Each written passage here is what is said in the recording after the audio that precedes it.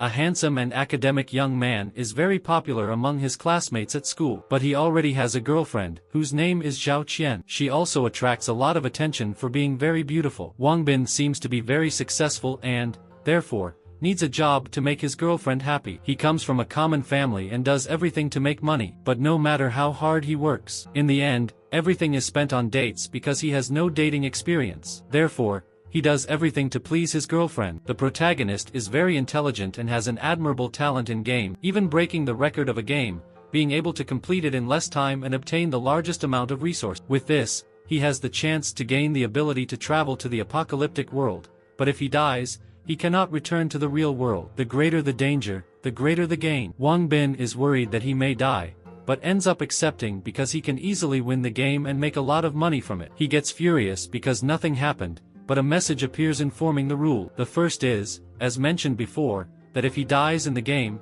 he will also die in the real world. The second is that every time a player enters the apocalyptic world, they need to survive 7 days to return to the real world. The third is that there is a time difference between the apocalyptic world and the real world. 1 day in the real world equals 7 days in the apocalyptic world. The fourth is that players can enter and exit freely, with any non-living object. Finally, the apocalyptic world has no rules, being very dangerous and cruel. Therefore, it is up to him to prepare, as the journey to this world will take place in 4 hours. The young man already thinks about what he will buy, but finds his wallet empty because of a meeting he had last week. The only option is to ask friends for money. When he gets there, they realize it's to ask for money, but being good friends, they help him and give advice. The protagonist worries about their expenses because of the borrowed money, but they say it's no problem. Just keep treating them like brothers and he can ask. The young man is moved by the act of kindness and, when he returns with his fortune, will make sure his friends enjoy life. Wang being a good boyfriend, he calls his girlfriend to say he will work the next day. At that moment, she tries to say something,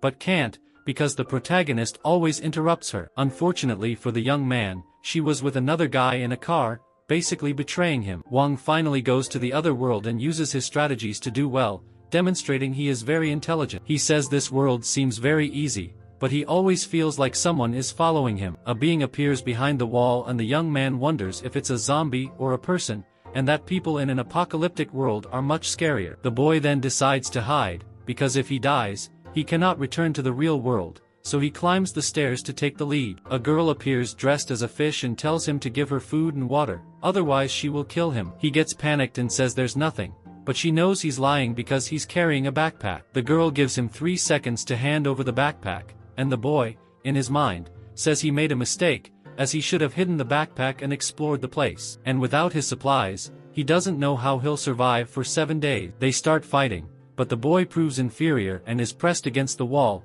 which ends up being his chance to attack, and he defeats the girl with a stun gun. He says that even though she's hungry, she can't steal or threaten anyone. Seeing her in a pitiful situation, he gives her water and food, but in return, he borrows her dagger. As the young man leaves the building, 2 armed men are waiting for him, and he says that if he hands over everything he has, they won't kill him. Wang is attacked and defends the blow. The other thug tries to attack him, but the protagonist manages to strike first and wound him. The bald one tells his comrades to stop the bloodshed, as it will attract many zombies. Wang flees and gets trapped in a dead-end alley that allows the thugs to surround him, leaving him with no escape. Fortunately, the girl he helped returns the favor and helps him against the thugs. She retrieves her dagger and manages to defeat the bald one, while the other thug flees. Wang wants to go after him, but the girl stops him, as with all the noise he made, he will surely attract many zombies. The boy thinks his gamble paid off, as the girl seems to be a good person and could be a good partner in this apocalyptic world. As the boy is about to thank her,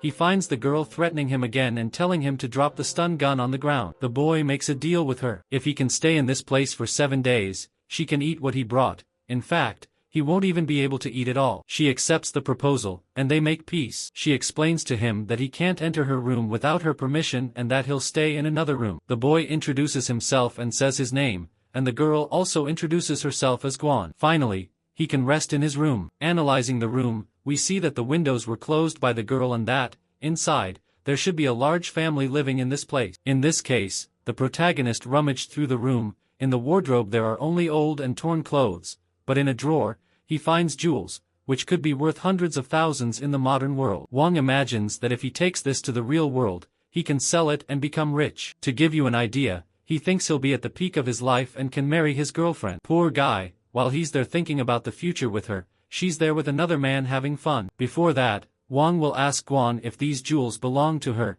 and ends up finding Nua. The girl, puzzled, asks if he wants to retrieve his food. The boy asks if she wants to sell the jewels to him, and she says if he wants, he can take them, as no one wants those things. He's confused by this, but it turns out that these jewels can be found in many houses, so they're worthless. The young man is even moved. After all, he found his source of wealth, and the girl will also help him, especially since he gave her a lot of food. The girl then takes Wang to see a safe in the room. She has tried to open it several times, but all have failed, so she ends up giving up. Wang says that usually a chest like this one is connected to an alarm, and if you make several mistakes, it will be automatically reported to the police, but now the power is off, so they can try to open it. While he tries to open it, Guan tries to find something else for him. To Wang's delight, he manages to open it, and there are many precious things inside the chest, and, as he's not stupid, he starts packing his backpack to take it. The girl calls him an idiot because, to her, the things he's taking are worth less than candy. The boy says that these jewels she claims are useless,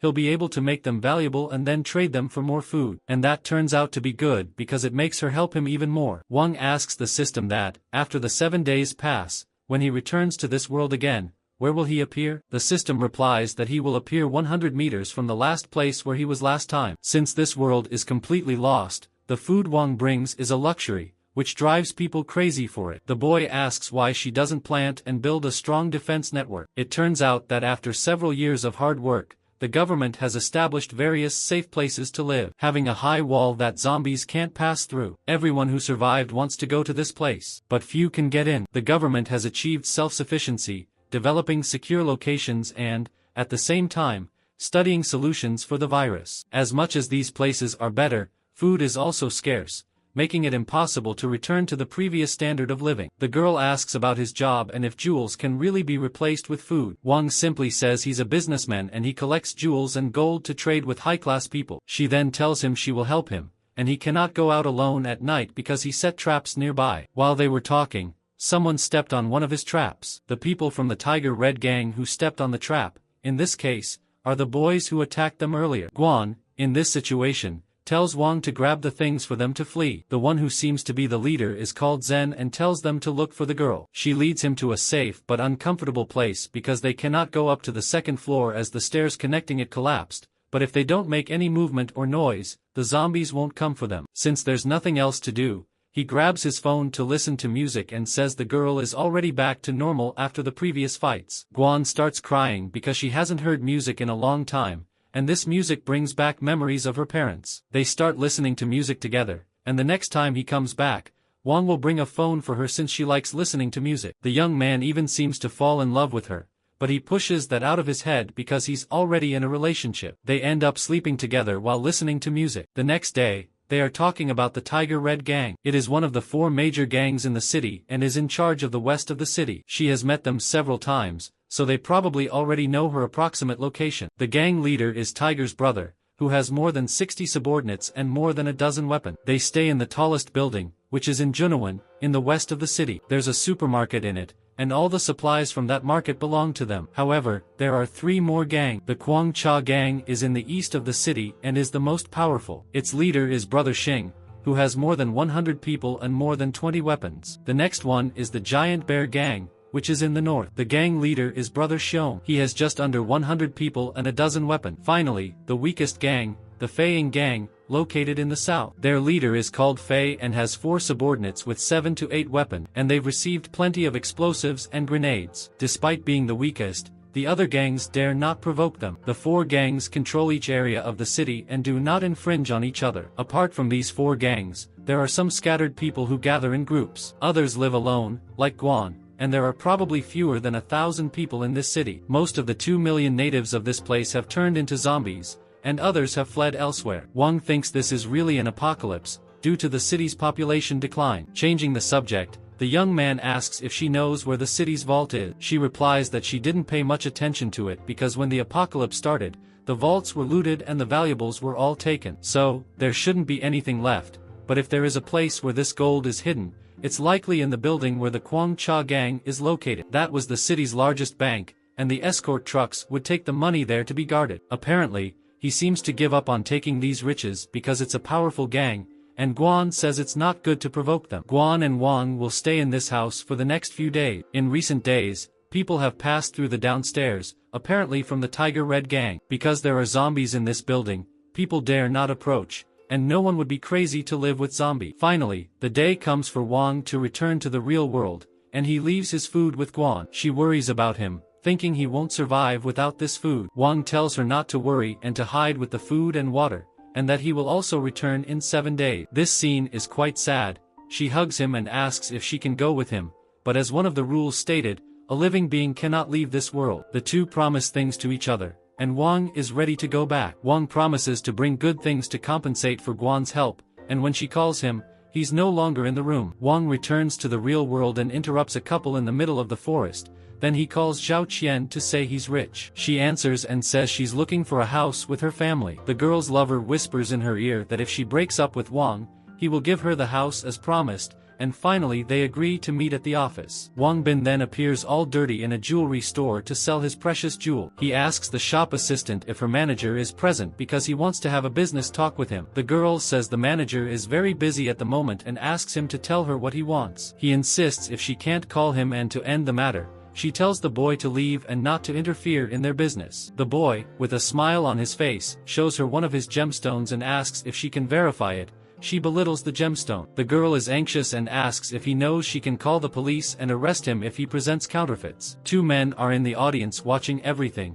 and suddenly another man comes in through the door. Continuing, the girl says the boy is trying to deceive her and that if he doesn't leave, she will call security. When the boy left, a man asked him to stay, introduced himself as a jeweler and store manager, and asked to see the jewel. The boy shows the stone, and the man is totally surprised by what he saw. The girl interrupts the moment and says the boy is causing trouble. The man, annoyed, tells her to shut up and calls her a prostitute, and tells her to prepare a cup of tea for the young man. She then does as she was asked, terrified of what happened. The two go to the room to talk, and the buyer asks if he wants to sell the jewel. The boy replies yes, and that if the price offered is too low, he will find another store to sell, but if the price satisfies him, the jewel will be his. Although Wang Bin doesn't understand business, he thinks this jewel must be worth at least 100,000 yuan and can't let the man lower the price. The manager, sweating, says no matter how much he looks like a poor person on the outside, he's displaying the jewel calmly, and so he can't see through the boy. The manager comments that he seems to be from a wealthy family and that if he gives a low price, he will surely leave immediately. The boy is nervous because the man hasn't given a price yet and wonders if it's because he pretended too much, but either way, he must keep calm because this is a psychological game. Finally, the manager gives an incredible price of 8 million, but Wang Bin thinks he must be joking. The panicked manager thinks the boy wasn't satisfied with the offer and adds another 500,000. The boy drinks some tea to avoid dying, and luckily, he didn't agree from the start because he didn't expect him to add another 500,000. Wang Bin is satisfied with the price and will sell it to the manager. He adds that if it weren't for his family's financial difficulties, he wouldn't bear to sell it. The man asks which wealthy family he comes from, but the boy asks him not to ask that. Wang Bin says he has 9 more jewels and asks if the man has the ability to obtain them, and the ecstatic guy replies yes. Finally, everything went well, but not for the woman who started the fight. But at least she probably learned something from it. The young man now takes a car and goes to the place where his girlfriend arranged to meet. He arrives at the place and doesn't feel very comfortable. It's his first time in an upscale building, but it doesn't matter because he's going to buy a house for his girlfriend and her parents. His girlfriend arrives with another man by her side, and the guy asks who he is. When she's about to say something, her current partner asks what kind of vision she had before, and how she found a man dressed as a beggar to be her boyfriend. People around watch this, and some even comment on how the guard let him in since this place is only for wealthy people. Zhao Qian tells Wang Bin that they should end it because they're about to graduate and will have to face society, and now she has found someone who can take care of her and is willing to buy her a house, and if he truly loves her, he should be happy for her. Wang Bin, at the club, says he can take care of her too, and if the time they spent together isn't better than a concrete box. He wonders if the other guy didn't force her to be with him, and it's not to be afraid to say it, because he's here. The girl says that's enough and asks if there's no way to end this without being unpleasant. The rich boy interrupts and tells her not to point fingers at him, or he'll have someone cut off her hand. Wang Bin says, What's wrong with pointing fingers at you? What will happen if I point fingers at you? His ex-girlfriend tries to stop him because he won't win against her current boyfriend. The outcome couldn't be different. The guy says he has already tasted Zhao Qian's body and asks if he still wants her. Then, what we were all waiting for happened. Wang Bin gives a very strong kick to the boy's chest, throwing him backward. Zhao Qian holds Wang Bin, but he is very angry and tells her to take her hands off him because he can take care of himself. The girl then slaps him in the face and says they're done and she would never be with trash like him. The girl goes to see if her boyfriend is okay, and Wang says that so many years of feelings are not as good as a car and a house. The guards come to take the boy away and he asks if that's how they treat their guests. The woman says he's not a customer and asks if he can buy a house, as if it were a rhetorical question, and the cheapest house costs 5 or 6 million. She adds that even if he stopped eating or drinking for a year, he still wouldn't be able to afford even a bathroom. The woman is so clueless that she says poor high school boys like him should stop dreaming during the day. She almost sold the house and asks what makes him think he can beat up her client. Wang Bin asks if 6 million is really too much, and another guy shows up telling him not to say such arrogant words. Then he also scolds the woman for not being able to take care of a child and, if anyone asks, don't say she was taught by him. This same man introduces himself as the sales director of the place and apologizes for them. But he simply didn't create problems like he did with one of his clients. And if he's not a client, he'll have to report the boy. Wang Bin says he wanted to buy a house, but the quality of these houses is so low that he lost interest. The employee and the director are perplexed by this, and the other clients laugh at the boy. As he is leaving, he says he hopes Zhao Qian will be happy and not regret it in the future. As he turns around, the director asks what is the cost price of the house he is looking for. In short, he is looking for a house of at least 20 million or more to be worthy of him. The director is annoyed by this answer and says he can meet his needs. A house is shown to us with a base value of 20 million and, if he wants, the director can take him there.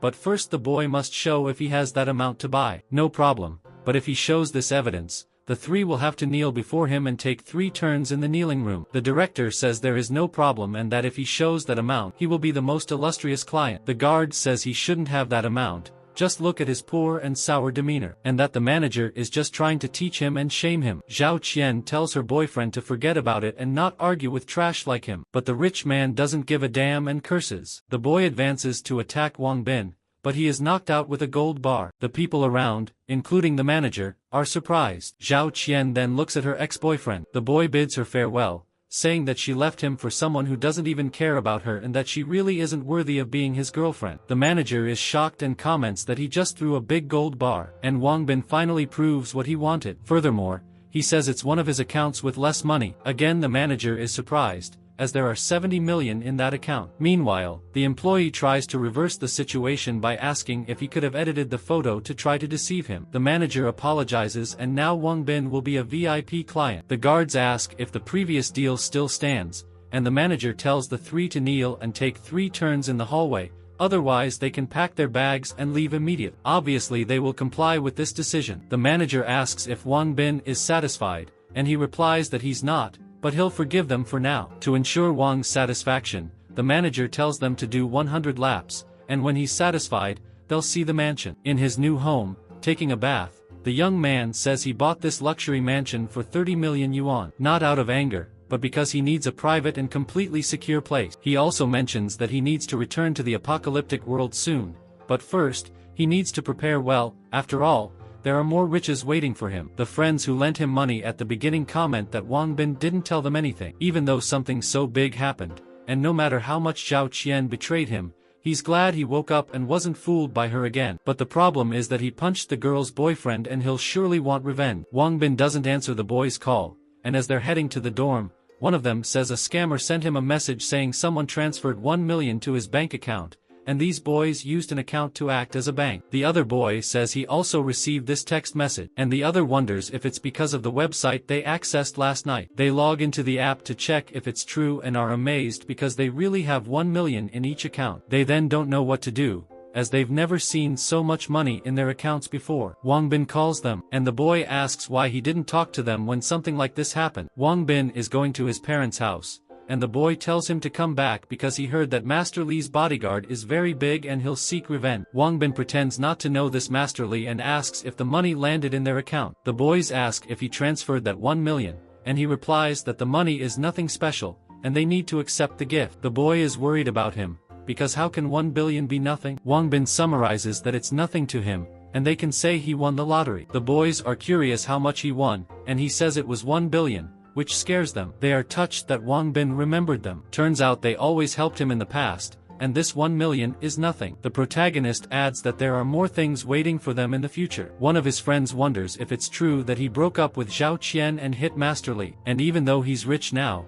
he needs to hide, because Master Li is very powerful and he fears he'll try to get revenge. Wang Bin tells them not to worry, because for now, he's not going back, he'll stay in his hometown and, therefore, won't talk to them for a while, but when he returns, he'll invite them for some drinks. Prota didn't return home for a long time because he was very busy following Zhao Qian and studying, but, changing the scene, his mother asks why he didn't let them know he would return in advance, and what seems to be his father asks why he suddenly returned. Since he returned home suddenly, his parents were worried, thinking he had caused some trouble in the city. He tells his parents that he won the lottery and wants to give them money. He didn't lie on purpose to his parents, but he can't say he went to the apocalyptic world because they would think he's crazy. Despite returning to his hometown and giving them money, his main goal is to find someone else. He meets a man and the man asks him why he's there, as it's not yet school holiday time. We find out that this man is his third uncle, and Wang Bin wants to ask him a question, but before that, he gives him a bottle of wine. The uncle thanks him and asks what he wants, stating he'll do his best to help if it's within his power. When the uncle was young, he enjoyed hunting in the mountains, having plenty of weapons at his home. However, in the past 2 years, the country has become stricter with gun control, so he rarely goes hunting in the mountains now. The uncle allows the boy to ask what he wants, and Wang Bin wants to buy his air rifle. The uncle is surprised, not understanding why he wants it, and asks if he's not going to do something illegal. The young man says not to misunderstand him and that he'll soon find out. He also says that he and his classmates have found a remote place to practice and gain some experience. Wang Bin says there are many small animals, and to train his shooting skills with them, he thought of buying his air rifle. When the young man mentioned money, the uncle said it was okay, just that he didn't do illegal things or commit crime, and not to mention the money because they are family. The boy then waits while his uncle fetches the rifle, and when he brings it, the young man says it's the first time he's really received a rifle. Although it's an air rifle, it's powerful enough to kill a boar. The man then gives him the gun and a bottle of anesthetic, and one must be careful when using it, as too much spray can be fatal, and he's not to be seen with a gun in hand, as he could be arrested. After taking the gun and leaving the money for his parents, the boy returned to the city. This time, he not only prepared enough food but also bought a cell phone with 10 batteries for Guan. In addition to the air rifle, he was also carrying a new dagger, a machete, and a detonator that was used to bomb past mountains. He says that 1 day in the real world is 7 days in the apocalyptic world. He doesn't know how Guan has been in these last days, and wonders if she has been captured by the Tiger Red Gang. Finally, time is up, and he goes to the apocalyptic world. In the middle of the process, it is said that there is a person alive around 10 meters from his destination, but the boy doesn't change the destination and confirms to continue. Now that he's back, this time he needs to get more valuable items and gold bar. In this, Guan appears crying because this is her last snack, and if she knew this would happen, she would have saved and eaten less. The young man finds her, and she cries because he didn't abandon her. Guan hugs her crying, saying that he's back. Wang Bin calls her silly, saying he promised her he would return. Wang Bin says he brought plenty of delicious food, so they should talk while they eat. He notices many wounds on her body and asks what happened. She replies that everything happened as soon as he left. It seems that the leader of the Tiger Red Gang is offering a generous reward for their heads. Many people will come looking for them because she was worried about him, went to check on him, and at that moment, heard relevant news about him, and the result was that she fell into a trap and was almost caught several times. The boy ponders this, as since she had no way to contact him, she risked her life to find him when she heard news about him. With that, he hugs the girl and promises to make the people who intimidated her pay for it, adding that he will make the Tiger Red Gang disappear. She seems happy with this, and the boy shows the things he brought for her. She takes the rifle and is surprised he really has a weapon. This gun will be good for her as it has low noise and strong concealment, so she thanks him for the gift. Now he shows what must be by far the most important thing for her. Plenty of food that will last the whole month. She wonders if she's dreaming. She cries as she eats such delicious food and asks why Wang isn't eating. He doesn't eat because he's not hungry and also because he likes to see her eat. While she insists on eating,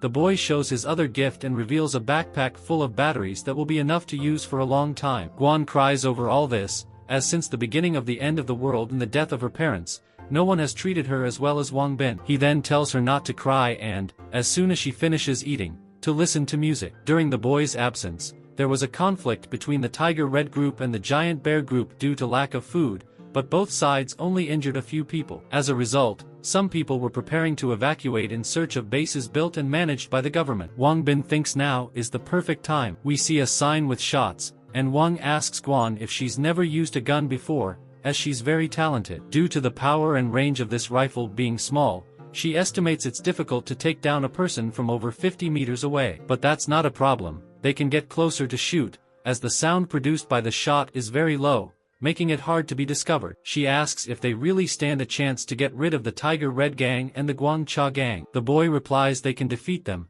but they can't act head-on. They have to let the gangs kill each other to separate them. And tonight they will cause a little trouble. The boy says he was thinking that gold bars are very heavy and nobody wants them, so probably those gold bars must be inside the bank's vault. If they want to get into the bank, they need to unite the Guang Cha gang with the Tiger Red gang, and let them destroy each other. Their main goal is to make the four gangs fight each other, as it will be easier to find the gold that way. The girl asks how they will make them fight each other. He says he brought the detonator because only the Giant Bear gang has explosives and grenades, and if they blow up the Tiger Red gang's warehouse, they will surely get angry and fight against the Giant Bear gang to get revenge. Guan is impressed with this plan and says Wang is very clever. The boy says the only problem is the number of guards that must be protecting these warehouses and that it's a bit difficult for them to sneak in. Guan says that at night there's no electricity and they usually sleep at 8 or 9 o'clock. And she's also quite familiar with the Tiger Red gang's base. There are also a large number of entrances and exits,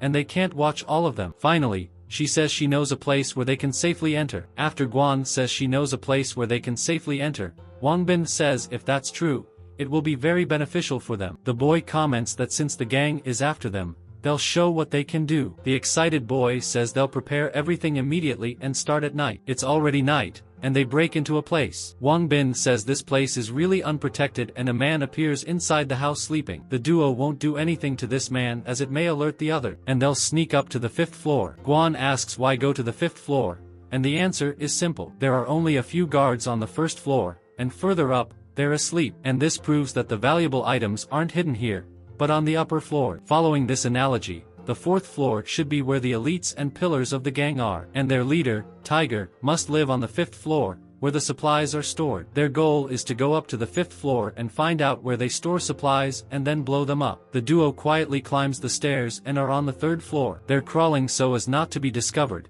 and Wang Bin comments they shouldn't take advantage of this situation. They reach the 4th floor, and the man on the floor has been anesthetized. Finally, they reach the 5th floor, and the man says unfortunately, there's less and less food. Wang Bin and Guan eavesdrop behind the wall on the conversation between the two guards. They say the estimate is that the food will last for at most a little over a month. The bald guy asks if they can defeat the gang of giant bears and get their food. He says they should try, even if they can't do it, because if they don't, they'll starve sooner or later. He adds that it would be difficult as they have grenades and explosive. It wouldn't be easy to capture them. So, he thinks they should evacuate as soon as possible with the food. The bald man signals to be quiet because if Brother Tiger hears this, he'll lose his head. Wang Bin spies the area and says this seems to be Brother Tiger's room. The guards end up going to the bathroom, giving the duo a chance to proceed with their objective. The protagonist hears a snoring sound, so this is really Brother Tiger's room. The locked room next to him must be used by Brother Tiger to store material. Guan comments to Wang Bin that she heard them say that sooner or later,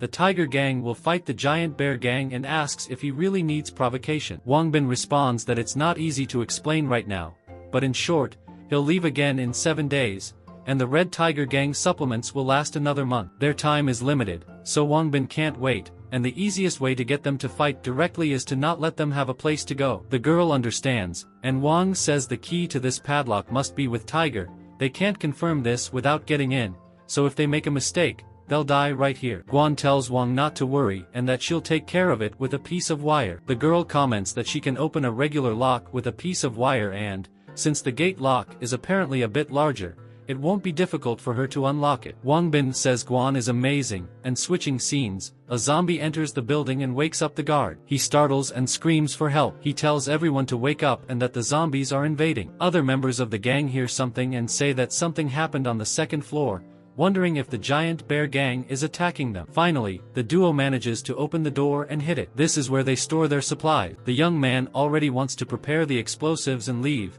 but Guan is excited about so many bags of rice on the premises. She then says that bombing them would be a waste and that she will take at least one bag of rice. Wang Bin tells her not to take it, as the rice bag is too heavy and it will be harder for them to escape. Finally, he tells her to trust him and that he won't let her go hungry. At that moment, the duo hears screams calling for Tiger's brother, as a group of zombies has invaded the building. Guan, whispering, says that the zombies must have entered through the hole they came in. Wang Bin tells her to prepare the bombs and get out of here immediately. They need to take advantage of this moment and the gang is focused on defending themselves. The bald man knocks on the door to warn about the zombie invasion that has invaded our territory. When he tells Tiger's brother to hurry, the bald man punches him in the face. The leader then comments that he warned him not to wake up while he was sleeping. And hey, what's back there? It looks like he wasn't just sleeping, huh? The hairy one in fear says they didn't want to wake up, but it turns out the zombies invaded. Tiger wonders how there can be a zombie invasion, but doesn't finish the sentence, implying that someone from the giant bear gang invaded the place. He goes to the room that stores the supplements, and wonders why there's so much spilled wine. Soon he sees the dynamite, and everything explodes, throwing Tiger and the other members away. Tiger wonders who used the explosives to blow up their supplies and, very angry, shouts that it was the Tiger Red gang. Wang Bin, in the ventilation, overhears two gang members talking, who heard that it was the giant bear gang that used zombies against them. The boy comments that it seems like the plan worked, now they just have to wait for the two gangs to fight each other. But it won't be like that. Wang Bin is already thinking of a way to make the Kwang Cha gang and the Fei Ying gang fight each other too. Guan comes down and warns that there are no guards, so Wang Bin can come down without problem. Soon the zombies appear at the door and end up entering. Guan doesn't understand why there are so many zombies, and Wang tells her to be careful. The zombies advance and Guan shoots at them, but since there are so many, she will try to distract them. But the worst happened.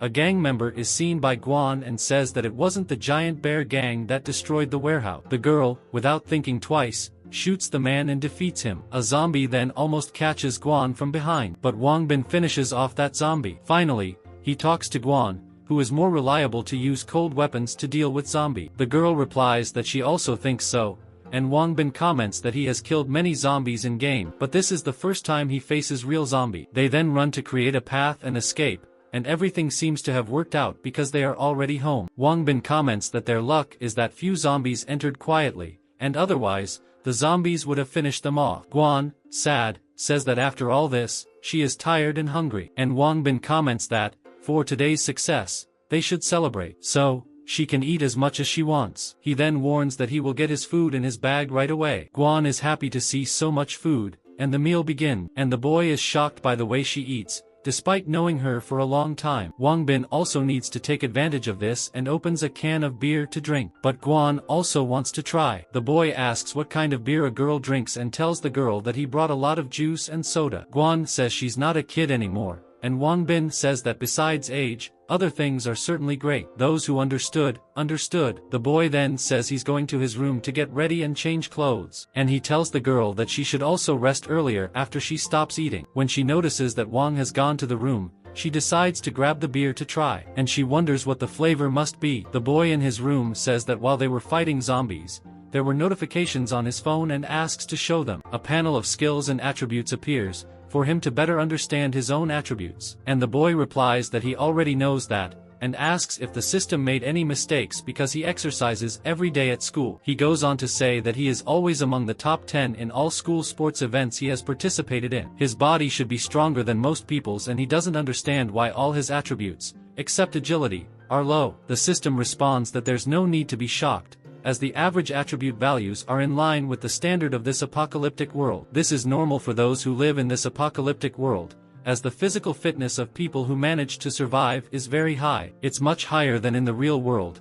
and they need to face zombies and other danger. The system leaves a warning that he can use the accumulated gold to make upgrades to the system and become the strongest. We receive information that the second system update can activate the lottery system. Prizes include food, weapons, attribute enhancements, and various skill. Wang Bin says it's like the PC version, but he wonders if it can really be used to improve his body. The boy asks how much gold he needs for the first system upgrade. The system responds that for the first upgrade, 1,000 kilograms of gold are required. After the upgrade, a sound space will be opened in the item box, which can be accessed anytime and anywhere. The boy then says that if gold is 400 grams and 1 kilogram is equal to 1,000 grams, then it will be 400,000 grams. And the system comes to say that 1,000 kilograms are 400 million. With that, the boy asks if the system isn't being too mean, and the system tells him not to be discouraged because this transaction definitely is worth the money, and claims not to be an intimidation. After unlocking the lottery system, the boy can obtain a skill book in it, with which he can learn the skills described in the book and significantly increase his survival probability. Skills can also be enhanced by killing zombies, making Wang Bin stronger and stronger. And most importantly, his skills and attributes can also be used in the real world. The system then finishes by saying that the upgrade definitely is worth the money, and tells the protagonist to think about his real world because he can become the strongest using his money. Wang Bin agrees that one cannot only think about the danger of this apocalyptic world, and now that you have offended masterly, you will certainly need some skills to defend yourself. However, Wang asks if there will be any side effects after he gets stronger, for example, going bald, but the system replies not to worry because there will be no side effects. Wang Bin bids farewell, saying he'll call on him when needed, and it seems his main goal now is gold. Changing the scene, we see Guan sleeping because she's drunk. The guy seems to be angry, saying she drank all his beer stock, but we know he's a good guy and, despite her drinking his beer, he grabs her by the waist and takes her to bed. The boy comments that although she looks skinny, she's quite heavy when holding her arm. He looks at her and blushes, commenting that Guan is very beautiful, with all her lovely features, and unlike Zhao Qian, she treats him well. He thinks he's doing something wrong, but he restrains himself, and as he's leaving, he comments that it's better to take a cold shower and calm down. To our surprise, Guan has been awake all this time and wonders why he left like that. She embarrassedly wonders if he only thinks of her as a sister. She covers herself with the blanket, saying she's going crazy. She wonders why she's thinking about this. Early in the morning, they start packing to head east of the city. Soon, we see the two of them looking super stylish walking amidst the mist. Guan stops and tells Wang to wait. She takes off her glasses and smells something, but it's the smell of meat, and she says someone is eating nearby. Wang also smells it and rushes to eat the meat, as he's tired of packaged food. Prota tells him not to be impulsive, as this could be a trap, but he goes ahead in vain. 3 men appear, and the hairy one tells the other 2 to grab the knives and hide and wait for his instruction. If they manage to pull off the plan, they'll not only have meat that night but also a lady to warm their beds. On top of a building, Wang Bin and Guan observe the gang member. Wang Bin asks Guan why the leader seems so familiar, and whispering, asks if he's from the Tiger Red gang. Guan says he's right, and that person is Chen Ziqiang. Originally, he was a small leader of the Tiger Red gang but ended up moving to the Crazy Sharks gang, which is the Quang Cha gang. Continuing, he moved to this other gang because he knew the Tiger Red gang needed food. Wang Bin understands and says that this group of crazy sharks was exactly what he was looking for. The men are armed and in front of the building. A voice appears telling them to stop, or they'll get shot. Wang Bin wonders if this female voice is coming from the building, and Chen Ziqiang asks if Officer Miao is home, and she asks what he's doing here. The man says nothing much, but he heard she just killed a boar, and her brother hasn't had fresh meat in a long time. He just wants to bring his brothers to try it out. Guan says this woman's name is Miao Hunyun and that she was a police officer before the end of the world. Wang Bin asks the girl who's in the house. The girl replies that after the apocalypse came,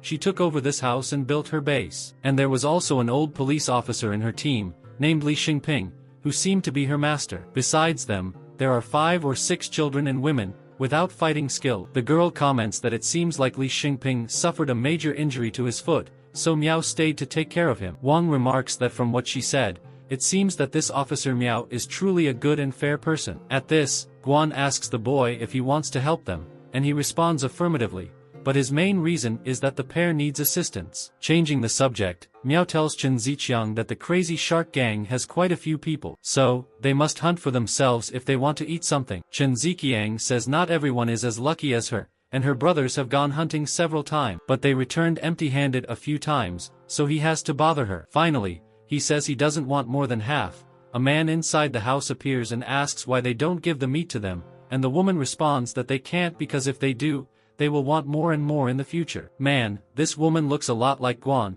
Could she be her mother? But no, because in the last episode she said her parents died, and she also knows that woman there, right? Continuing, the woman tells the thug that she won't give that boar to them because she hunted it, and if they want something, they should come and try to get it. Chen Ziqiang tells her she has 2 pistols, but he has many other brothers with him, and if they fight, she won't have enough ammo. Suddenly, a gang member is hit, and she tells them to come if they want to fight. Chen Ziqiang tells his brothers to advance if they don't want to be punished. Miao, behind the wall, says they don't have enough bullets, so they can't fight them. Li Xingping says the others should go to the hallway. Then he goes to the hallway to deal with them. Miao understands and tells him to be careful. The pair just watches everything from the top of the building, and Wang Bin tells Guan to get ready because it's for her to shoot those guys. A gang member is behind the car aiming into the house, but ends up being shot by Guan. Chen Ziqiang doesn't understand what's happening and wonders if someone shot him. Miao also doesn't understand but takes the chance and shoots, hitting another gang member. The leader tells the shooter to shoot at Miao. However, he is hit by Guan, but she ends up missing the spot. Chen Ziqiang tells them to find a place to hide because someone is shooting from afar. Miao asks if someone is helping them, and Chen Ziqiang asks who dares to fight against the crazy shark gang. The police sees this moment to go help their master, but nothing major happened, just two men invaded the place and the master took care of them. The man asks Miao what happened up there, as he doesn't understand why she suddenly came to help him. He guesses it might be because their firepower is very strong and many of them are coming in. Miao says their firepower is indeed greater, but apparently someone is helping them. She says that the armed men from the Crazy Sharks gang who were hiding just suddenly disappeared, and Chen Ziqiang noticed it. Changing the scene, a gang member asks Brother Chen what they should do because many have died and many are injured, and he asks if he didn't say that the police had few people with them. Chen Ziqiang is also confused by this and says that his information cannot be wrong. He then tells Officer Miao to have a good talk with them. She asks what he wants to talk about, and he, afraid, responds if she could talk to her friend to let them go, and they will make what happened now never happen again, and he will never bother her again in the future. Li Xingping talks to Miao, who doesn't even know the friends who are helping them, and asks what they are going to do now. Miao says she can't let Chen Ziqiang find out that the people outside are not with them. Then a warning is given that they must let the Crazy Sharks gang live because they have already surrendered. Guan, whispering, asks what Wang wants to do now, and he says he will answer her and to wait for his order. Wang tells Miao that he will let them go, but only this time, and the officer warns the gang that they can go. The master also comments that it really seems like they want to help him. Chen Ziqiang gets angry and says he will go back and bring a few more people, and then he will finish them all. Wang warns Guan to shoot and she doesn't understand, but obeys and finishes off another from the gang. The guy then asks if she didn't say she was going to let them escape, and Miao asks why they shot again and if they are doing it on purpose. Chen grabs a gang member to defend himself and tells the boy that he should feel honored to do this for him, and that it was to blame the person who is hiding for breaking the promise. Guan says she accidentally let him escape from her line of fire, but it's okay, and it seems the gun isn't good enough for her. Miao then asks what they want, and if it's about food, they have nothing to say. Wang Bin, with a snack in hand, says he wants to cooperate with her and that there is some food for her, which he can consider as a gift for cooperation. The young man enters and a gun is pointed at his head. The woman tells him to throw everything on the ground, and the boy tells her not to worry, because he only brought food and nothing else. Wang raises his arms and Brother Nam checks Wang's bag and, as expected, finds lots of snacks. Wang Bin says he can give them these things and that he really wants to cooperate. Since it's like this, the woman tells them to talk on the second floor. The boy tells her to be careful not to accidentally shoot him, and she replies not to worry, as they only shoot at criminal. Changing the scene, Li Xingping asks if it's him who is secretly helping them and immediately welcomes them. Wang Bin, in his thoughts, comments that besides the little boy who moved his backpack, there are other children,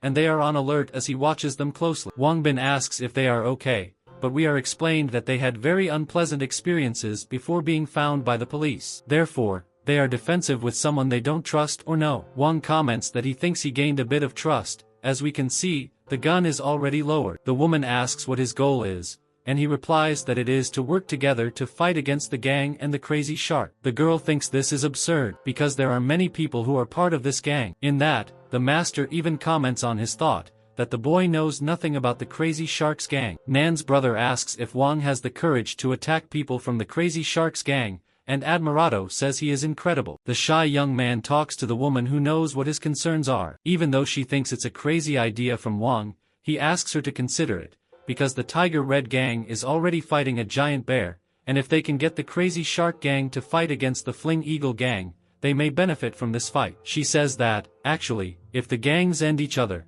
there will be no more big gangs in this city. However, she is not interested in his plan. In her thoughts, she agrees with what he said, because this is a big opportunity. But she not only has to take care of these children, she has to take care of her master, who has a hurt leg. Finally, she tells the young man that he is not into participating in the gang fight. He just wants to save some food and get them out of here as soon as possible. The young man politely asks her to reconsider, and once again, says he knows what they want. He tells her that if she agrees to help, he can give them more food than that. Nam's brother shows the backpack with snacks and says Wang didn't lie. There really is a lot of food we've never found before and others we've never seen. Wang says to trust him and that these foods are already luxury items here and that the food resources he has in his hand, they're hundreds of times more than this. The woman is suspicious because she doesn't know his identity and support, and even worse, how he manages to have so much food. Wang says he knows she's thinking about the origin of this food, but don't worry about it.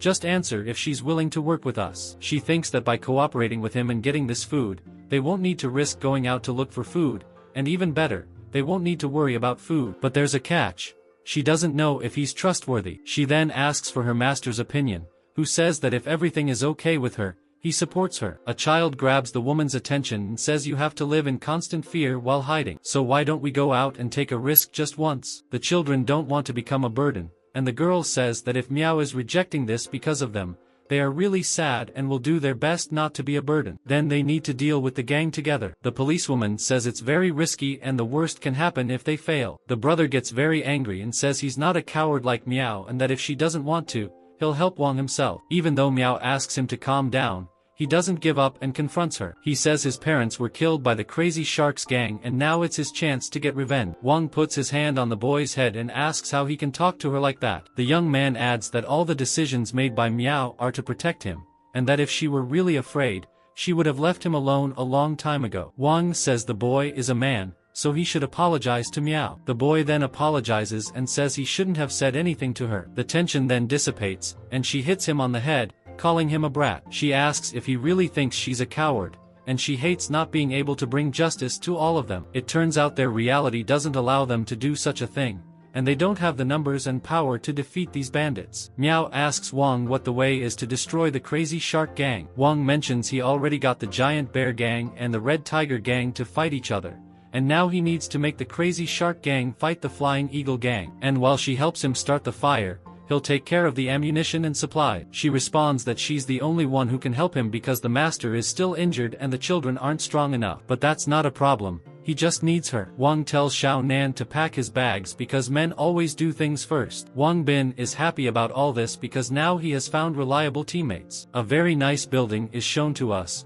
and we see Guan training with a weapon left by one of the members of the Crazy Shark gang. Changing the subject, Wang Bin tells the police officer that before it was just the two of them, but now she's also present. The woman is surprised because there are few people and asks how he dares to confront the gang. The student says that although he doesn't have many people, she can be sure that Guan's aim is very good. The police officer appears and thanks Wang for the beer, and Guan says he used to have a lot more, but she drank most of it. Miao asks if it's really beer because if it is, they could trade it outside, and it would be worth 3 boxes of ammunition. The police officer agrees and says the taste is very good. To top it off, it was just a little cigarette. Wang says that's not all and that next time he'll bring more for him. The boy doesn't forget the policewoman and also offers her a beer. She then accepted because it had been a long time since she had tasted it. Later, I don't know what she drank, but the taste was very good. The children receive the sweets and snacks and ask if they can eat all of this. Obviously, they can, but each of them can only choose one. Suddenly,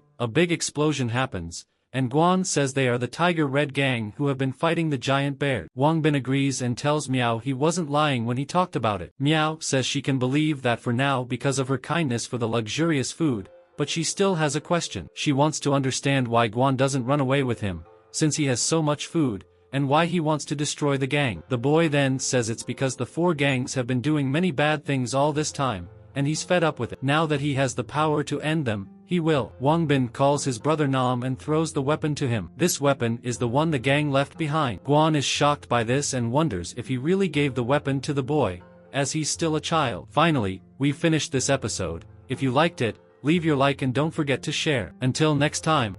Wang Bin says that even though he's a child, in this world he is a man, and with this weapon, he will protect his brothers and sister. The boy then asks Miao if he can keep the weapon, and she authorizes it. Wang Bin says that tomorrow his brother Nam will start practicing with him, and in her mind, Miao says he is so generous that he can easily give away weapons that can save his life, and he wonders who he is. On the second day, after breakfast, Wang Bin, Guan, and Miao headed to the main camp of the Crazy Shark Gang. Since Miao was more familiar with the east side, they reached the building near the headquarters of the Crazy Shark Gang without much difficulty. However, their security was tighter than they had thought, so the best chance would be to launch a surprise attack. Wang Bin comments that only a few of them had guns in their hands, while others had only knives and sticks. In response, Miao says they will shoot first at those who are armed. A gang member tells the others to go take care of their needs and return, but he ends up being hit, causing everyone to spring into action as they are under attack. Another member is hit, and Wang Bin quickly pulls the girls back, warning them that if they don't calm down,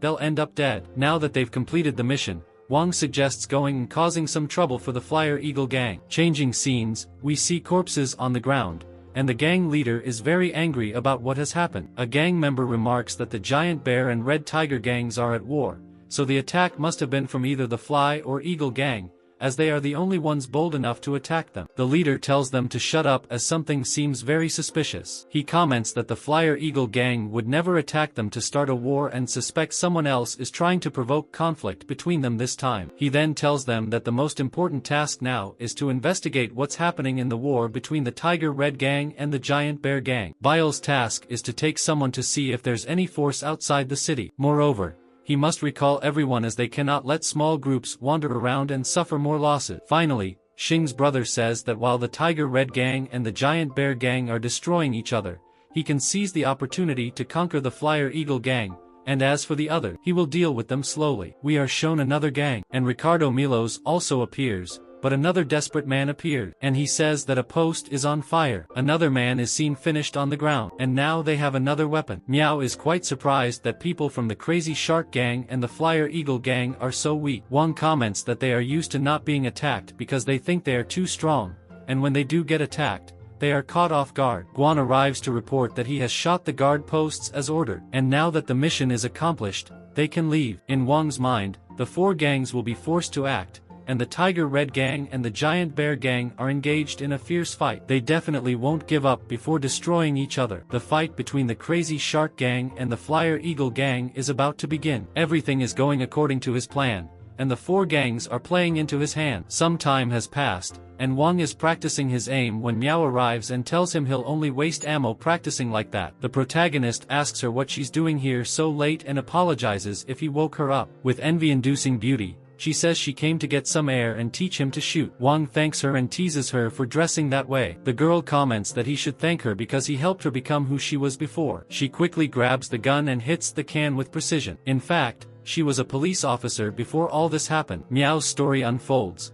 After the apocalypse began, she and other partners tried to protect ordinary people. However, food became scarcer, and everyone turned against each other for it. They died in front of her, one by one. With the world in chaos, she began to doubt her beliefs, losing sight of why she protected others. She adds that later she met Xiao Bao and the other, and although she still protected them, she lost her will to fight the evil forces. Wang praises her, saying she's amazing for taking care of Xiao Bao and the others despite the gang's cruelty and food shortages. She mentions that the bosses of these gangs were just gangsters before, and she even apprehended some of them. Suddenly, they became the most powerful people in the city, gathering a large group and attacking others. All she could do was witness their atrocities, feeling more useless than ever. Wang Bin tries to cheer her up, saying she's strong and brave. Despite everything, she hasn't hurt anyone, kept her kind heart, and took care of everyone. He adds that she's much better than him and deeply admires her. He thinks living in the moment is more important. To change the subject, he asks if she wouldn't teach him to shoot. She says it's not difficult to practice marksmanship well as long as he knows the basics and follows his instincts. With her help, he could become an elite shooter too. Miao guides him on handling the gun, instructing him to focus all his attention in one place and maintain a horizontal line of sight, muzzle, and target. She asks how he feels and if he felt anything. Wang, all red, says he's feeling something, then pulls the trigger, hitting the can on his first try. Wang is excited because hitting the target feels great. He tells the policewoman that after taking down the gangs in this area, they'll take everyone to a shelter built by the government. She's happy about it and asks if he's willing to take her and the other. Obviously, he says yes. However, Now they will set this matter aside because it's time for him to keep practicing his aim with the gun. Besides, his posture with the gun is still wrong. Guan spies on them from behind the wall and comments that she can also help him practice with weapon. It's another day already. The fight between the Tiger Red Gang and the Giant Bear Gang is very intense, with the sound of gunfire and explosions echoing throughout the city without pause. The duo was tasked with stealthily entering the area where the two gangs are fighting to gather information. The Tiger Red Gang,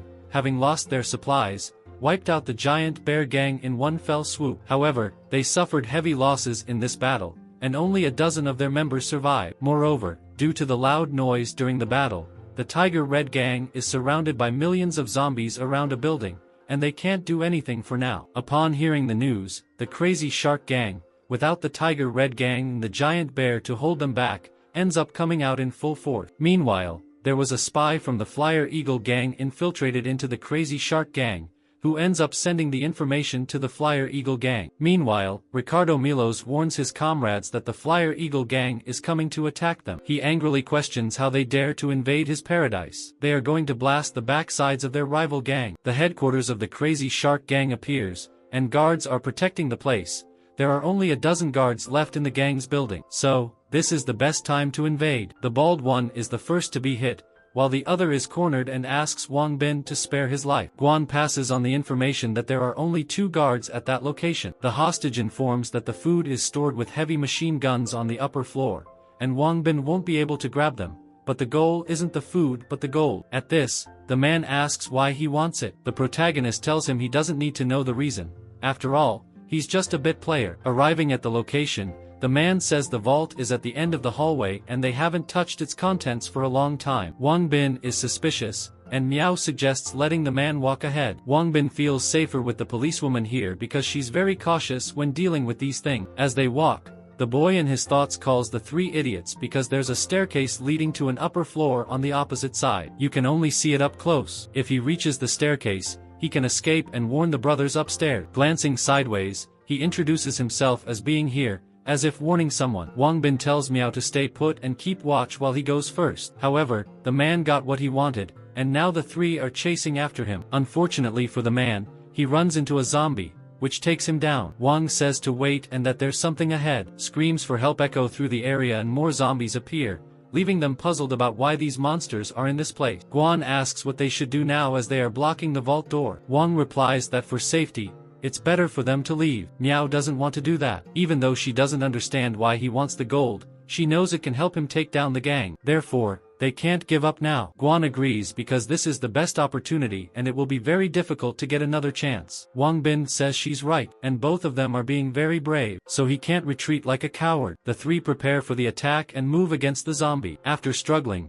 they finally reach the location. And man, Wang is in heaven because there's a lot of gold in this room. They have no idea how to take all this gold. Miao adds that there must be at least 40 tons of it all. Wang wonders how much that is, and it's about 16 billion. Miao comments that before the apocalypse, all this gold was supposed to be returned to the government, and they both look at her strangely. But it turns out she had a police mentality again. Returning to the subject of gold, Wang Bin calls up the system because he wants to know how much gold is here. The system responds that there's a total of 46,250 pounds of gold and, if he wants to make an upgrade, Wang Bin warns Miao that they won't move the gold, and she doesn't understand why, especially since they worked so hard to get to this place. Guan also says that even if we can't take everything, we can take as much as we can. Wang then says that these bars need to be removed from here, but we won't be responsible for the removal. He says there's a mysterious organization supporting him, but he can't give details yet. He adds that his task is to find these gold bars and send them to where they need to go. Then the organization will find a way to send someone to remove these bars. Guan thinks this is why he disappeared for 7 days. She thinks this organization got Wang Bin. Wang Bin agrees and says Guan is very smart. Miao takes the opportunity to say that it's no wonder he can carry so much precious food, and if he can say what this organization does. Unfortunately, he can't answer because he doesn't have clearance from higher-ups, but she should trust him, and he will never use or hurt her. Miao is reassured by this. She trusts him and knows there must be consequences if he talks about it, so she won't ask again. Finally, Wang says he will send the location of the gold, and they should wait outside and protect it for some time. So they will wait, but not for long, as they are in the shark's den. Wang Bin requests a system update and it was successfully completed. Now he just needs to think about the items he wants to store. In that, the items will be automatically placed in the inventory. Obviously, he wants to put all that gold into the item box, and the gold will be sucked into that cube. The system says that all the gold bars have been stored and the 10,000 pounds of gold needed to upgrade the system have already been directly deducted. Wang comments that this item box will be very convenient for carrying things in the future and asks the system if it's still possible to proceed with the upgrade. The system says yes, and he only needs 30,000 pounds to upgrade to the next level. After the upgrade, the lottery system will be opened,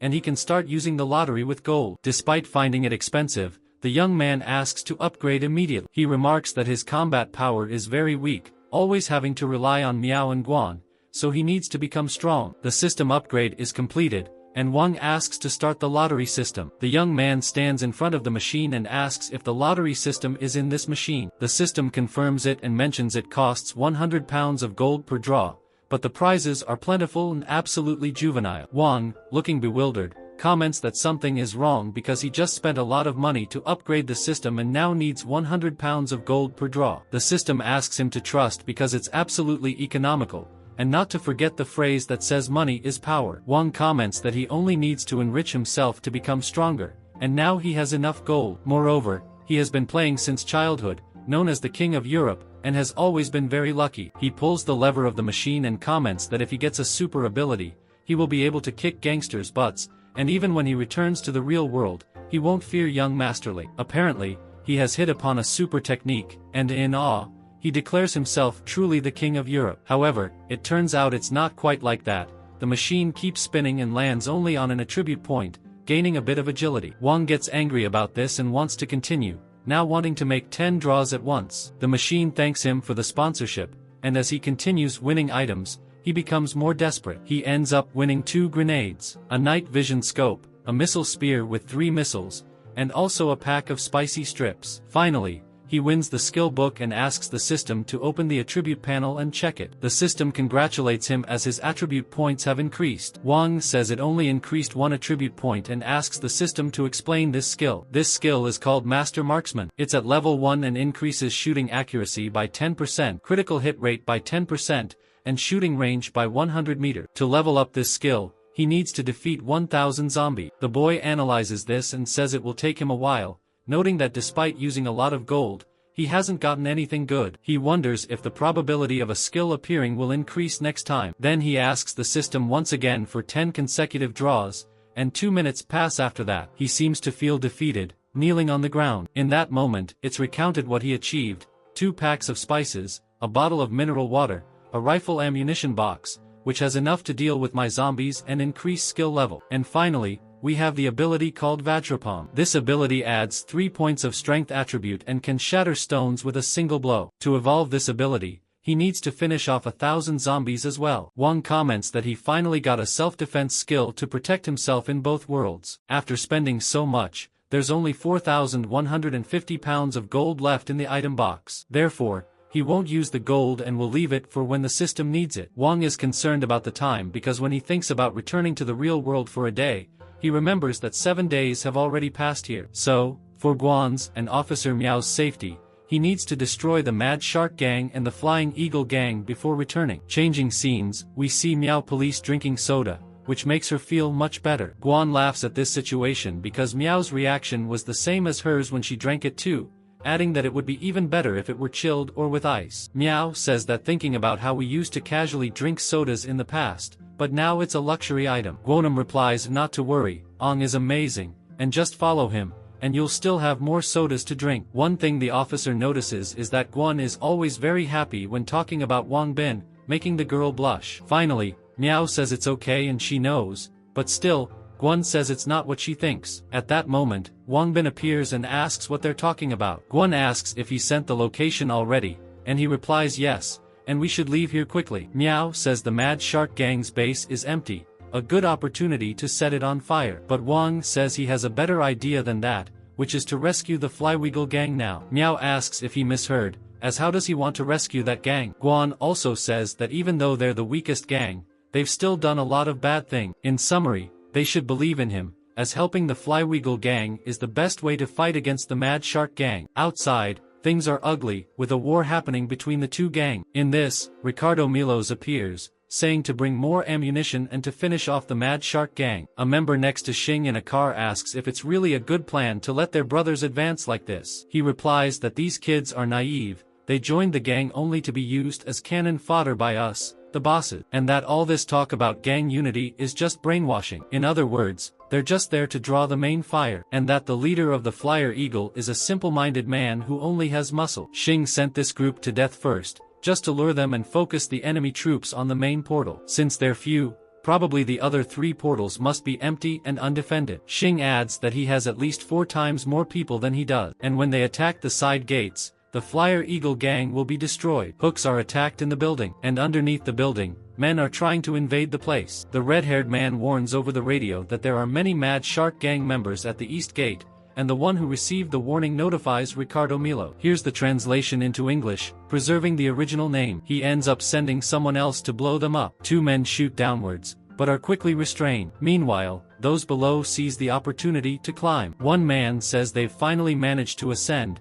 but suddenly he gets hit by someone. That guy with the mohawk remarks it must be the one who attacked us last time. Xing, angrily, says there really is someone hiding in the shadows against us. He even throws his partner out of the car to find these people. He adds that whoever finds them will be rewarded with a sack of flour and a bottle of red wine. The gang members get excited, saying those opposing them are on the top floor of the building. Guan says it seems they've been discovered and decides to leave that place to hide. She remembers Wang Bin said she and Miao would attack separately, and after firing once, they should change position so they can't guess their number, so she does as instructed. Next, we see Ricardo Milos sending his subordinates east and west to defend the gates, not letting anyone in. A man arrives and says there's good news. The Crazy Shark gang's attack seems to have been halted. He's not sure, but it seems someone is secretly aiding them. Happy Ricardo says he must be a savior sent by God. Switching scenes, we see Mia-Oth. Wang Bin is saying the Flyer Eagle gang probably didn't expect him to ask Mia-Oth and Guan for help in attacking the Crazy Shark gang. He believes they'll surely be able to weaken that gang's power. Wang is on top of the building, waiting for the right moment, and Xing receives information that their weakened side couldn't locate the shooters' positions and has already been hit,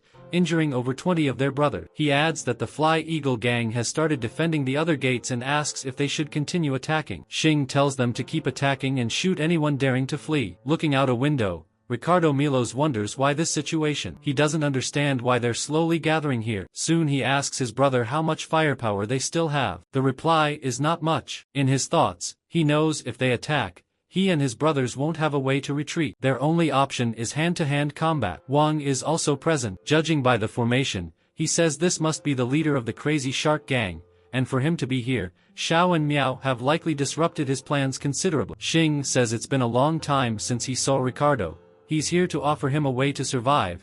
If his gang is willing to join him, they can live, and his gang will stop the attack immediately. Ricardo will remain their leader. However, he'll need to listen to Xing and address him as master. Ricardo rejects the proposal, saying if Xing has the strength to attack, then attack. After that, Xing tells his brothers that whoever gets the head of that stinky one will be rewarded with 10 sacks of white flour. They advance, and the battle begins. Xing, with his machine gun, fires fiercely, giving his members the opportunity to advance. However, at that moment, a shot from the top of the building is fired. Because Xing was focused on shooting, he didn't notice the attack and ends up being hit. Ricardo says it was a soldier sent by God to help them. With this great opportunity, he sends his soldiers to counterattack. While some are running, others are going to help the badly injured brother Xing. He himself is surprised by this, as he didn't know they had such firepower. Wang appears laughing, saying everything is going as planned. He remarks that the Crazy Shark gang won't be able to threaten others with shame for much longer. Here's the English translation without changing the name. So he'll feel a bit calmer when he returns, Ricardo's brother says. Even though we lost many brothers, we finally managed to win,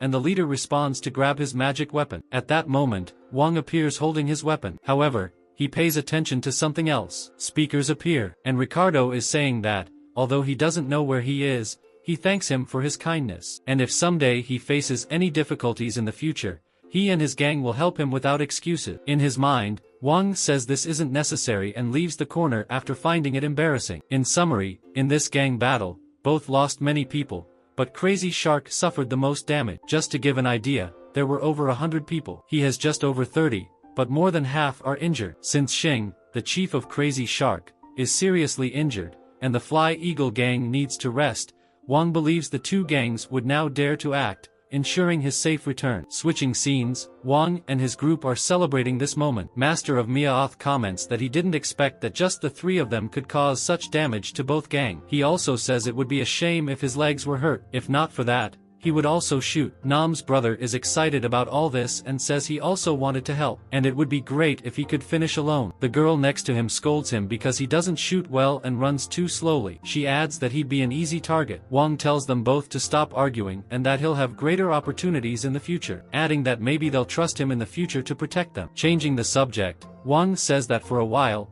Crazy Shark and Fly Eagle gangs should stay quiet, but for safety, it's better to find a new location as soon as possible. Guan asks where he wants to move and where the safest place would be. He suggests suburbs. Although there are more zombies there are fewer living people, with less chance of being attacked. He tells them he'll be gone for a few days and that meanwhile, they should stay there until he returns. When he comes back, he'll bring food for them, and then they can go out to find some of the government bases. Miao asks if he's going to that organization mentioned earlier, and he replies yes. He has to leave for 7 days to recover, but this time he'll take many supplies, including fresh vegetables and meat. So, they should tell him what they want to eat in advance to see if he can bring it. The kids place their orders, and Miao asks for a cold beer, while his master asks for cigarettes. Wang then says he'll try his best to meet all their needs, but he also feels embarrassed about it, as they are risking their lives and only want these things. Now let's put all that aside, as they will celebrate this great victory in the same way. Early the next morning,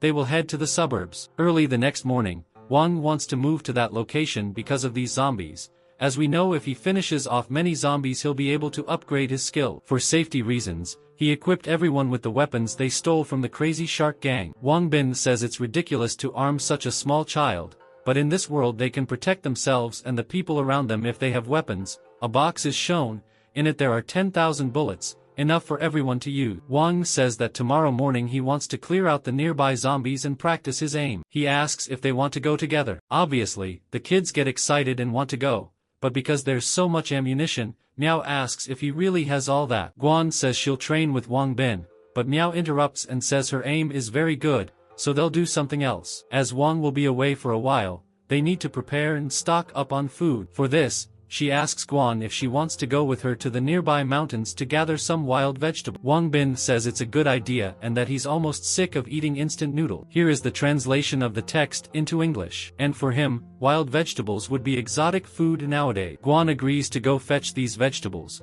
and in his thoughts, he says he wanted to stay with Wang before returning, but apparently that won't happen. Changing the scene, Wang and the others are on top of a building practicing their aim. Guan, worried, says the zombies have surrounded them, but Wang tells them not to be afraid because he wanted this to happen. He shoots a zombie and tells the kids to start practicing. Wang says that since it's easier to move around in the suburbs, he practiced with these two kids all day, and before he knew it, it was night. Over the past few days, Wang and the kids ended up killing zombies in this area every day, using around 3,000 bullets, until almost all the zombies around them were dead. The aim of the two kids is getting better and better. Thus, more and more people will be able to protect the team. And most importantly, Wang managed to improve his skill. With this, a notification appears in the system. The master's shooting skill has reached level 3, increasing shooting rate by 80 points. The critical rate is 80. And the shooting distance is up to 200 meters. Finally, the next update requires killing 5,000 zombies. Changing the subject, now it's time to eat. The three are very excited. Guan says this is the result of a day's work in the kitchen by Officer Miao. And the girl next to him says this food was made especially for brother Wang. Wang Bin is confused. He doesn't understand why. Miao's master arrives and says that since Miao knew he was leaving, she wanted to prepare a delicious meal to bid him farewell. Tearfully, he says that despite being her master, he has never been treated like this and thinks her heart now belongs to someone else. Miao hears this and becomes furious. She asks if he's not going to eat later or if he doesn't want to eat. Is that why he's saying these things? But the man says he's just teasing her. Wang Bin thanks her for what she did for him. And she, with a serious expression, says she used to prepare a luxurious banquet only for inmates. Miao also has to give some credit to Guan. Indeed, she also helped. She then says Guan got all the chicken. Wang puts his arm around Guan's shoulder and says he was already expecting that from her, making her blush. He says they are already siblings who have risked their lives together, and Guan is taken aback because Wang called her sister. After dinner, they show us weapons and Guan asks if Wang is really going to leave all this to them, because he also needs something. But as always, Wang says not to worry, one gun is enough. The protagonist announces he's leaving tonight and will leave the rest to them. Miao comments they will take good care of the place, and Guan asks Wang if she can accompany him because she's worried. Wang says there's no need for that. She can stay here to protect everyone and promises to return in 7 days. Guan seems sad about his departure and tells him to take care and that she'll be waiting for him. Wang Bin has already gone to the room to be sent back to the real world. Meanwhile, the two look at the door and ponder. Miao asks Guan if Wang Bin also left in that manner last time, as if he stayed alone in the room. The protagonist in the room tells the system to initiate the teleportation process and changes scenes completely. He's already in the real world, and once again, he hasn't forgotten his friends. The three are drinking, and Wang ends up drooling because of the delicious drink. Out of nowhere, the protagonist shouts to eat because he is very hungry. One of his friends asks why he is so hungry now that they are home, and that he won't be able to finish all the dishes they ordered. Wang says he wanted to take them to a high-class restaurant, but it's been a long time since he's had dishes with a lot of meat and fish. That's why I brought them here for now. Wang says that in the other world, you need to be careful with zombies and other people at any moment, and to make matters worse,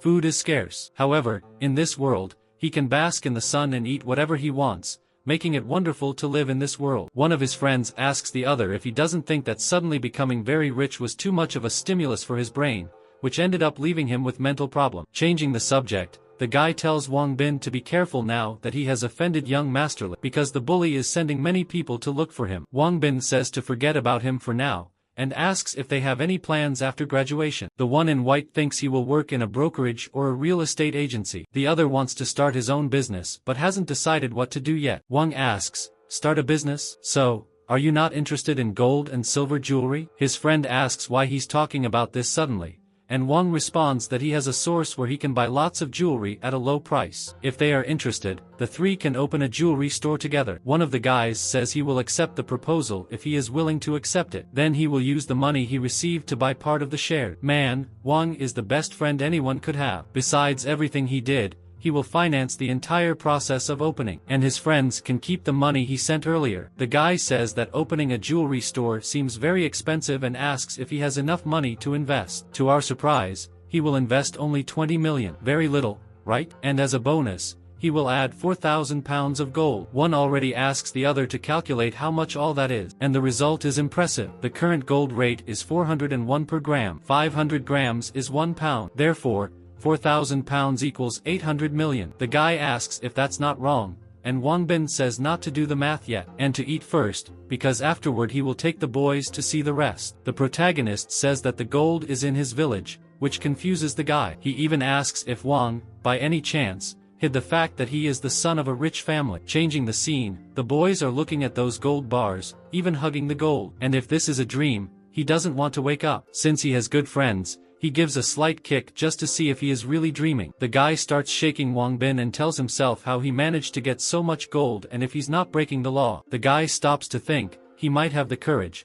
but he wouldn't have the skill for that. Wang tells them to go together to choose the store location and issue the permit and other licenses. He adds that he trusts the two of them a lot, so they should talk about other matters after opening the store. The boys say they believe in him, and Xing Ping asks about the shares, because they haven't talked about it yet. Wang Bin says they are his partners and they should think of it as a technical purchase. Wang Bin will give 10% for each of the shares. The guys are surprised by this, even though they are friends. Business is business. All the investment money is from Wang Bin, so it's too much for them to earn 10%. One even asks if they are really capable of being his partner. Despite the guys having these doubts, Wang Bin trusts them. He adds that Kingpin is outgoing, so he will be responsible for store management and the sales team. This excites him, saying he will give his best. As for Hongfei, he is introverted, so he will be responsible for the internal management of the company while learning to be a jewelry designer. Another goal of Wang Bin is when the jewelry store is stabilized, they will open an investment company, and Xing Ping will be responsible for the investment company. With a very strange look,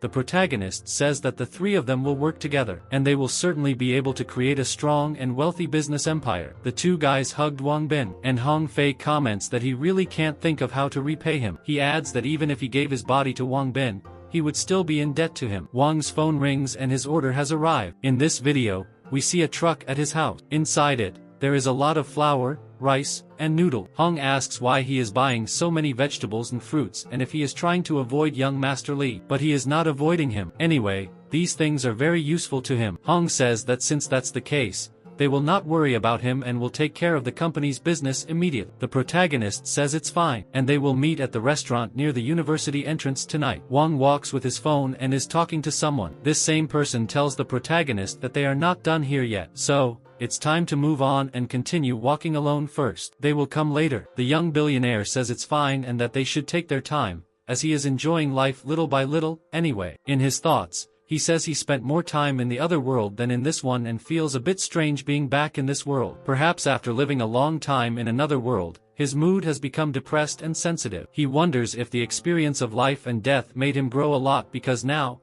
looking at these college students of the same age, he feels they are young. Or maybe, now that he is rich, he looks at everyone as if they are inferior. On the other hand, if it weren't for this apocalyptic world, he would also be running after his future in his formative years. A man runs beside him and says he will be late for the interview. And we clearly see it is Wang Bin, but it was just a memory from the past. Wang Bin comments that he was an excellent student in everyone's eyes, but that doesn't matter compared to the effort of all these people. His excellence is simply insignificant, but fortunately, God gave him a chance. Finally, he comments that he wants to be a great all-powerful man in both worlds. He continued walking, and some guys stopped him, asking if he was Wang Bin. Wang Bin comments in his thoughts that this gang of gangsters must be young and stupid masterly trying to teach him a lesson. Then, he tells these brats that he is Wang Bin and asks if there is a problem. The one you find cute says that the protagonist has courage and didn't wet his pants. He adds that he is Dong's brother from the Haihu gang and asks if they have never heard of it. Wang Bin is direct and asks if Li called him. The bully says that since he was straightforward, he must be ready to be beaten and killed. In the case of young Li, he asked his henchman to tear one of the protagonist's legs. In this case, Wang says that saying they have the capability is not about a leg, because his life can be given to them. The protagonist asks if this is not an inappropriate place and if they want to change location. With that, the bully says he will be mistreated for his arrogance. One of his henchmen asks Dong why this boy is so calm and to be careful of some trick. Surprisingly, he agrees and even asks to call more brother. Time has passed and the bullies appeared next to a truck. Elsewhere, Dong says that Wang Bin has courage and admires him. The protagonist says not to waste time and that everyone can come at once. Finally, Dong says the boy is really brave and that if he hadn't offended young Master Li, he would really like to be friends with Wang. But now it's time to roll, as it's time for a beating. The bullies prepare to attack, and Wang Bin activates his fire hand. He advances and lands a powerful blow on one of the henchmen, sending him flying. Dong gets furious and doesn't know what happened, asking if he is a martial artist. Yes, but if he were a martial artist, it would be good. The boy turned into Superman. Continuing, two henchmen attack, and Wang has his back cut. He says this is bad and that it is still very difficult to face 4 people at once. With a slap, Wang already sends another one away. And now it's Dong's turn to attack. He grabs his katana and throws it at Wang Bin. The protagonist says they are weak, and they still call themselves the Heihu gang, and he thinks they should be called Hello Kitty. The young man then kicks and breaks the ball, causing Dong to scream in pain. But it's not over yet. The young man prepares a slap and hits the aggressor. Wang Bin yells for them to continue if they can, and the aggressors are afraid to move forward. Other cars arrive and the bald guy says that now the young man is finished. One of the bullies asks if it was the boy who hit him, and the broken Dong says they took too long to arrive. The bully can't forget and says that now there are many brothers here, and they will see what he is capable of doing about it. And if before he only wanted to tear off one of his legs, now he wants to kill him. Due to the firefighter's skill not being at a high level, he has no problem with up to 6 of these bullies, but with so many people like this, he might get overwhelmed. Therefore, in this situation, Wang Bin only has to bet. Dong tells his brothers to advance and that it doesn't matter if they are dead or mutilated because he will take the blame if anything happens. When 2 henchmen advance, Wang Bin takes a high shot, which scares them. Another guy asks Dong the origin of the boy and why he didn't say before that he had a gun. But it turns out that not even Dong knew this. At that moment, Wang Bin said, "If they are not afraid to die, come forward." And you can believe there is ammunition for all of them. In an attempt to encourage his companions, Dong tells his brothers not to be afraid, and even if he has a gun, it could be a toy replica. They are also outnumbered, so they don't need to be afraid of him. Dong said so much that, to learn, he was the first to get shot. And Wang asks who is next. The brothers help him up, and with great determination, he says they will finish the boy today. With that, Wang points the gun at him and suddenly Dong loses his memory, and asks the boy if he doesn't want to forget about it. Wang pretends he is going to shoot, to give that little scare, and the brave men finally give up. Wang also tells them to leave because the gang has more people. It's for them to go back to school. With that, they start to cry. One of them even calls his mom wanting to go home. Dong also cries, but out of anger, and Wang Bin, with a crude expression, tells them to go to hell. One of the bullies says that now that Wang Bin has taught them a lesson, they can leave, and Wang Bin, with a stern face, asks why they haven't left yet. In no time, they have already run to the car and left. Now Wang Bin can tell us the truth. He was terrified, but his luck was that the bullies were even more scared. Otherwise, today would really be his end. Xing Ping calls him, shouting that they heard from schoolmates that he had been taken by a group of people and asks if he is still alive. Wang tells them not to worry and that he defeated all those people. Xing Ping asks if this is serious and if he is okay. Well, to say he is okay, he can't, especially since he can't get a taxi. And finally, he asks if his friend can pick him up. Thank you for making it this far. After Xing and Ping caught Wang in that fight, they went to a diner. Xing is furious with young Master Li for thinking he can do anything, and Wang Bin says he will hide for a while, so his friends should help him collect information. He will take this excuse to return to the apocalyptic world. Xing says it's no problem and that they will notify him when something is happening. Changing the subject, Wang Bin asks how he is today and why Hongfei didn't come today. The boy responds that they registered the company, but they will have to wait half a month to get the business license, and Hongfei is in a hurry to find a suitable shop, so he didn't come along. Wang, being rich, says he doesn't need to worry about the shop's business. He just needs to find an agent instead of running after things himself. He should also notify Prota when they are ready, as when he returns, his friends will be able to get the shop running. Xing Ping comments that this was supposed to be fun, but young Master Li is really annoying. Wang Bin says that sooner or later, he will have to deal with that bully, so Xing should focus on his business and not worry about other things. Wang gets up and says he has something to do, so he will leave first. However, Xing should remember not to provoke Master Li and his acquaintances. Xing Ping agrees, but when Wang Bin leaves the establishment, it seems he doesn't want to let Master Li off easily. Xing comments that he and Hong Fei can't tolerate Master Li bullying Wang Bin, and shortly after, he calls his friend Hong Fei. During the call, Xing asks Hong if he found Master Li, and he says yes. He is in a bar. Master Li, inside the bathroom, goes to relieve himself. However, Xingping places his hand on his shoulder,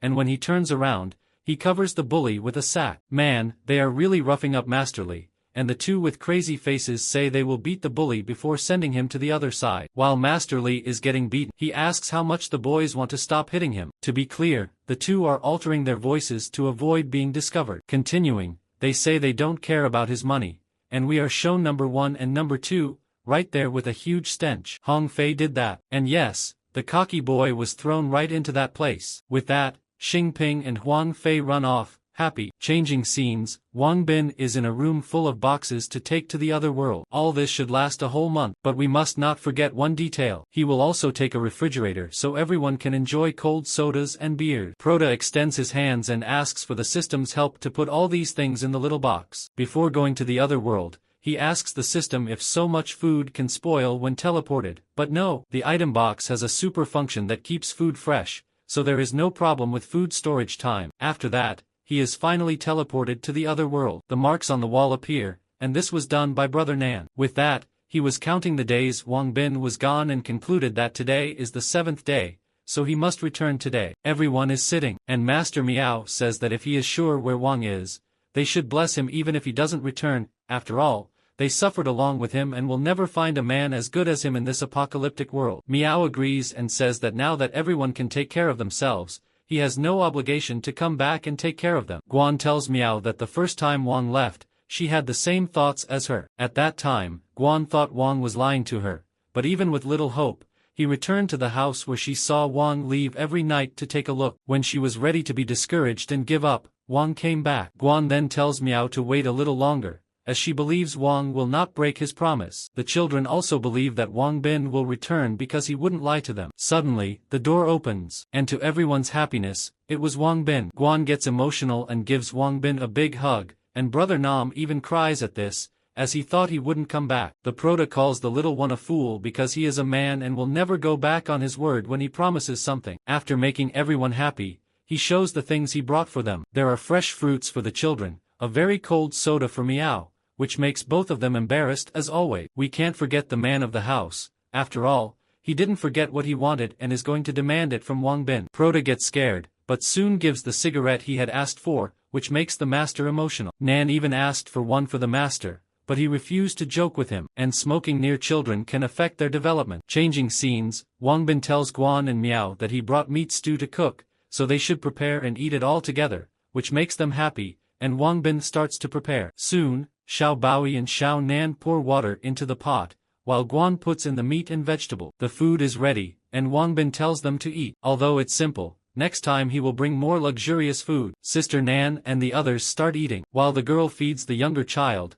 the master shows his happiness while eating the meat. Miao says it looks very good, but when she tastes it, she cries. The young boy asks the staff why they are crying, as he doesn't know if it's too spicy or too bad. Miao responds that it is delicious, but they haven't eaten meat in a long time, and that's why she remembers the time when there was plenty of food. The conditions were not so difficult, and everyone could enjoy the sun and enjoy life to the fullest. On the other hand, her brother doesn't think about their deceased parents because back then they could eat happily as a family. Chiabeo also cries for missing their parents, and it hurts even more to know they won't come back. The master thinks of his little granddaughter because when the apocalypse started, he couldn't protect his family and, in the end, ended up alone. The other girl cries because her family turned into zombie. If it weren't for Miao, she and Chia wouldn't be eating this stew with everyone here today. The duo is moved to hear this. Guan even comments that the familiar taste made everyone remember the happy times before the apocalypse. That's why she had that feeling when she heard those songs with Wang Bin. The policeman says that everyone has experience and difficulties to get where they are today. And Uncle Lee adds that the apocalypse has already happened, and the past is irreparable. Therefore, we must move on and live well. Wang Bin says he is sure that, with everyone's hard work, they will be able to create a safe home and a refuge in this apocalyptic world. Guan asks him if he has already thought of a plan. The young man says that, as far as he knows, the sea is to the east, so they should move in that direction. And even if there are no houses, they can find an island to settle on. As soon as they find a place with suitable soil and plenty of water, Wang Bin will bring seeds, and they will plant some easy-to-grow vegetable. They can also keep wild boars and some birds in captivity, so they don't have to worry about meat. Finally, Prota says that, although the journey is relatively long, he believes that as long as everyone agrees, they will be able to get there. Miao thinks this is a good proposal, but it is a long way to the east, and there are many zombies and gangs looting along the way. Kayable responds to Miao not to forget that both Shounen and she learned to use weapons and that they will accompany her along the way. Shounen agrees and says that since Brother Wang said so, they should pack up immediately and leave tomorrow. Wang Bin comments that it is not yet time to pack up, as they cannot go east without having enough food and drinks. With that, the young millionaire says to toast to a great future. Guan comments that Wang Bin is handsome and always makes her feel secure. Miao says that Wang Bin has really become the team leader and it seems they found the right person. The team finally rejoices at this moment and the future. We can see it was already getting dark and Wang says he prepared new clothes for each of them. So, after dinner, it's time for them to try and see if they fit. Miao comments that Wang Bin found these messy clothes and they are all skirts and doesn't know how she will be able to fight in them. Guan, after seeing the clothes, says happily to the policeman that she found a suitable outfit for her and that her body is so beautiful it should look good. Miao sees the outfit and says it is good, and that she will try this one first. While the policeman goes out to dress, Guan keeps looking at the clothes. While the girls are doing their things, Wang Bin can finally take a relaxing bath. Prota sees a piece of paper and reads what is written. It says thank you for all Wang's work and hopes he enjoys the hot bath. Guan is the one who prepared the bath,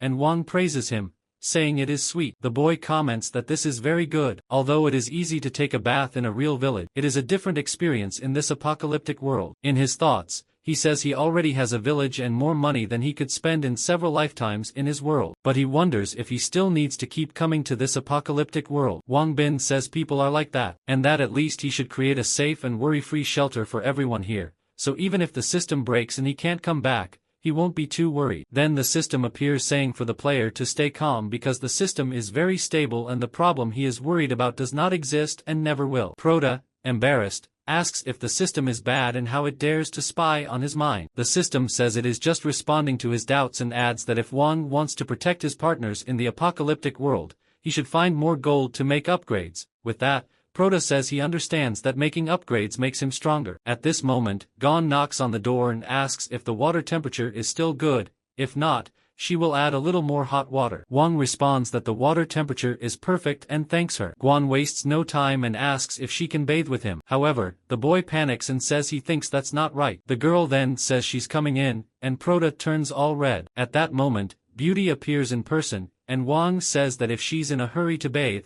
he'll get out first. She then undresses and enters the bathroom. She tells him that it's not necessary to close his eyes, as she only wants to bathe with him. Wang comments that Gua is very innocent because they are adults, and only in a lover's relationship should they bathe together. She leans over him and asks if it wouldn't be nice if he treated her like his girlfriend. Wang then asks if Guan likes him, and she responds that she doesn't even know when it started, but now she always thinks of him. With that, his dark side asks why he's still thinking and tells him to hurry up, but he gets angry and says she must be treating him like a trusted older brother and that he can't take advantage of that. Continuing, Guan feels something strange in the bathtub, but we already know what it was. The girl then apologizes for the incident. Wang turns to Guan and says she might have a good impression of him based on her affection for him and asks if she's sure she feels love for him. The girl then asks if he doesn't like her, but he responds that he does like her, but that doesn't mean he can possess her. He says he hopes Guan can discover what she feels for him, whether it's love or just gratitude. She appears sad and says it's complicated and that she didn't quite understand. Prota, getting out of the bathtub, says that's exactly why they can't date, because she still hasn't understood her feeling. Prota, now standing with his towel, says that when she thinks clearly about it and understands her feelings, she should tell him if she loves him as a lover and not just with simple affection. With a smile on his face, he comments that it won't be too late to start as lovers. Finally, Guan says she's understood this clearly and is willing. The young man, now in his room, says he almost couldn't take it and that it feels great to lie down after a bath. In his thoughts, he doesn't know why he's still hesitating because Guan has many qualities and also has a beautiful body. A girl like that is what many men desire. Compared to Zhao Qian, who only saw him as her slave, Guan couldn't be more sympathetic. Perhaps even because of the betrayal suffered by Wang, he doesn't dare easily respond to Guan's feelings for him. Or maybe he also likes Guan a lot, and if you ask if that's why he takes his and Guan's feelings so seriously, well, at this moment, the young man can't understand this. Besides all that, the deeper the relationship between the two,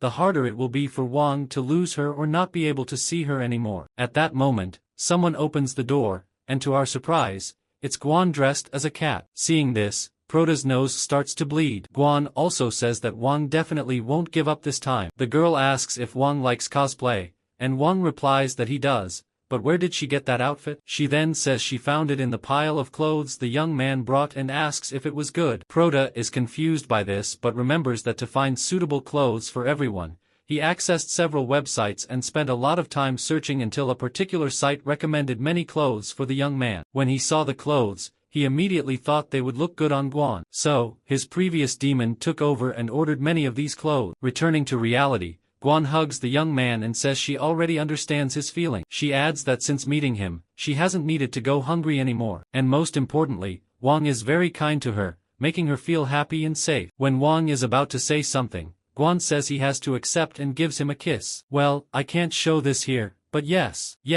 the young man made the giant Goliath work today. The next day, the group left early toward the sea, as they hadn't found a car along the way, so they had to keep walking. This made Wang remember to find more gold to make upgrades to the system, so he can bring cars and more energy to this place. During the day, they encountered some zombies, but now that they have enough weapons and ammunition, it was easy to deal with them. However, to avoid making noise and attracting more zombies, they tried to use only knives as much as possible. With this, Wang also discovered that since he upgraded the power of the fire hands, his abilities are much more agile than before. Miao, with a smile, says that Wang's abilities have become much more agile since he returned. She soon asks if he has been training secretly. The boy replies that he has, because he cannot always rely on Officer Miao to protect him. Guan gives Wang a hug, saying that she feels safe with him, and Miao, in her thoughts, says that after they did that, they became closer. Continuing the journey, we are shown an abandoned neighborhood, and they stop to rest. This place was supposedly for wealthy family, thus, it was convenient for them to rest there. With this,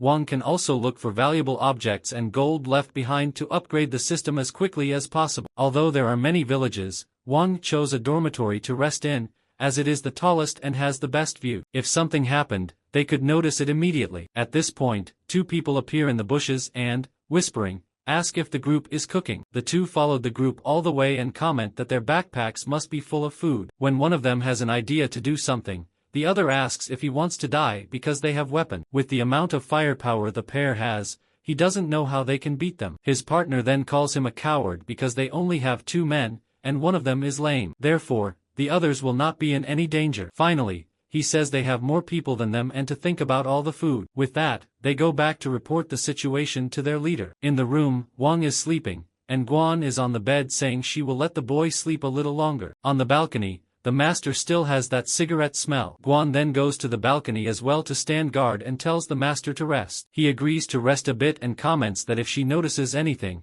she should inform them immediately. Guan, already alone, says it's raining, and the man is still in the same place. However, Guan notices movements in that area. At this point, 3 men appear, and one tells the leader that all his brothers are gathered. The guy comments that there is only one person on guard and asks if everyone brought their weapon. Upon confirming, the man says they will attack now and to be quick. At this moment, Guan was already aiming at them but comments that they were coming from 2 different sides and wonders if their plan is to surround them. Wang and company arrive on the balcony, and the boy asks Guan what the situation is. The information is that there are about 20 people, but because of the rain, his vision was blurry, and he couldn't see if they had weapons or not. Upon hearing this, Wang says there could be even more people. Wang advises that he and the girls will shoot from different windows, and Chu-Li needs to protect the stairs to prevent them from getting lost and climbing up. Chu-Li begins to blame himself, saying he should have been more cautious and checked more carefully, and not to worry because the stairs will stay with him. The children appear,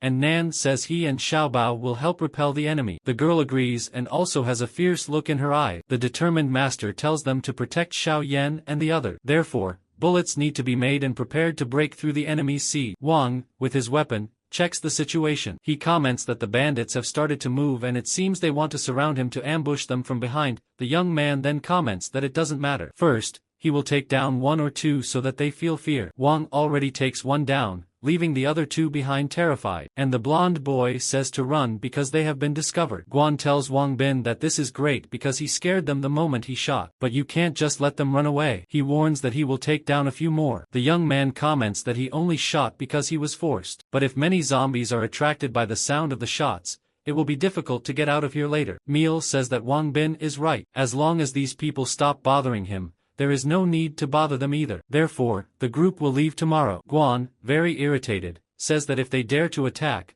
she will take them down one by one. With this speech, even Wang is scared and comments that, in the future, he shouldn't offend her, or he will end up dead. In a house, the leader comments that this is strange, because they found her easily at night. And, in his opinion, the group must have a high-tech weapon in their hands, something like a single night vision sight or even night vision goggle. The other 2 think about it because a stealth attack at night is not possible, and during the day, the leader will definitely not be able to defeat them. Therefore, it's good for him to think about it a lot. The leader, with an evil smile, says that this is easy to handle, especially since they managed to stop more than 300 zombies in the west of the village. Now it seems that his plan is to let them leave and surround them. But first, he tells a brother to warn everyone to separate and attract the zombies to them. With this, the leader will see how many bullets they have. Changing the scene, Wang is on the balcony with Guan. He tells his girlfriend that there are a few hours left until dawn. They probably won't come back, so she can rest. The girl says she doesn't want to rest,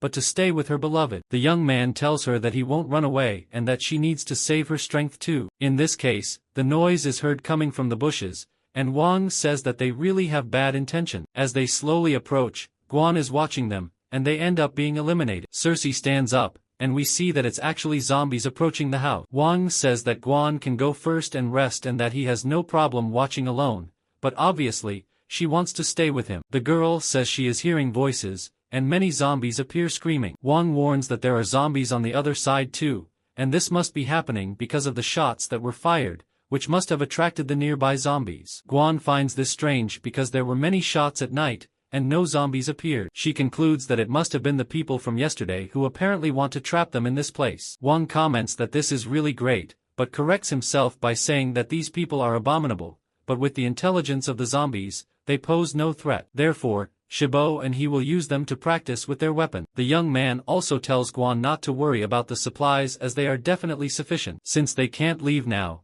they will rest for a few more days just to regain their strength. Gwon agrees and feels relieved to hear this. A scream comes from inside the building about what happened, and the group wonders what is happening because it is full of zombies around. Chewie says that if they can't get rid of all these zombies, they definitely won't be able to leave. Brother Nam says that just before going to bed, Brother Aang said not to kill these zombies so that they can practice with the weapons together. Meow, with a smile, comments that they shouldn't worry because the zombies won't be able to climb. Now they don't need to worry about those people coming to attack stealthily and can even have a night's sleep. Finally, she warns that the children should sleep and that she will just watch the place, waiting for Brother Aang to wake up tomorrow. The bandits watch the building from afar and already count on victory. The leader believes that the group's food won't last long. Sooner or later, they will have to clear out these zombies. When their bullets are almost gone, the bandits will attack immediately. It's already dawn, and Wang feels more energized. Brother Nan is very excited for us to train together, saying that there are many zombies waiting to be eliminated. Wang tells the boy not to worry and to eat something first,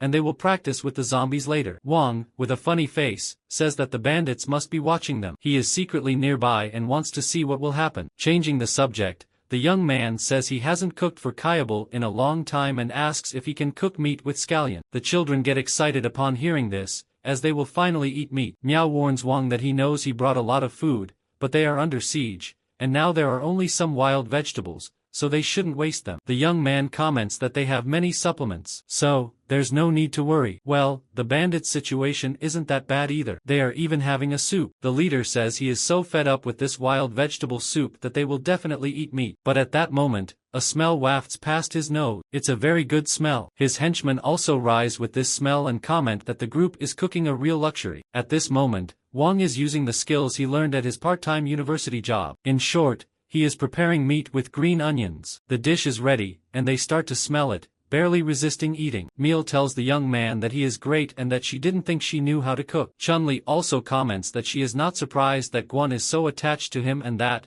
this way, 8 will fall in love with him. By this time, Meow figures out the Prota's plan. He made this delicious dish just so those people would know. Buang, with a sly look, says that the policewoman knows him well, and that he did it because the bandits must be nearby, and this will irritate them. Apparently, it worked. They got very angry because while they have to eat this soup, the group is eating fragrant food. The leader asks them to calm down, but it doesn't help much for now, as they are outraged by living this life while the others are much better off. The leader comments that everyone has their own life and remembers that, in this post-apocalyptic world, they formed a village with more than 300 people. In the beginning, they worked hard and were self-sufficient. Although they were not rich, they had enough food and clothes, but they did not expect to attract the attention of others who came to take their food. Then with the arrival of zombies, the number of infected continued to rise, so their village of about 300 people ended up being reduced to 20 currently. And this moves the two, and the leader adds that he knows that everyone has been hungry for a long time and now there is fat in front of him,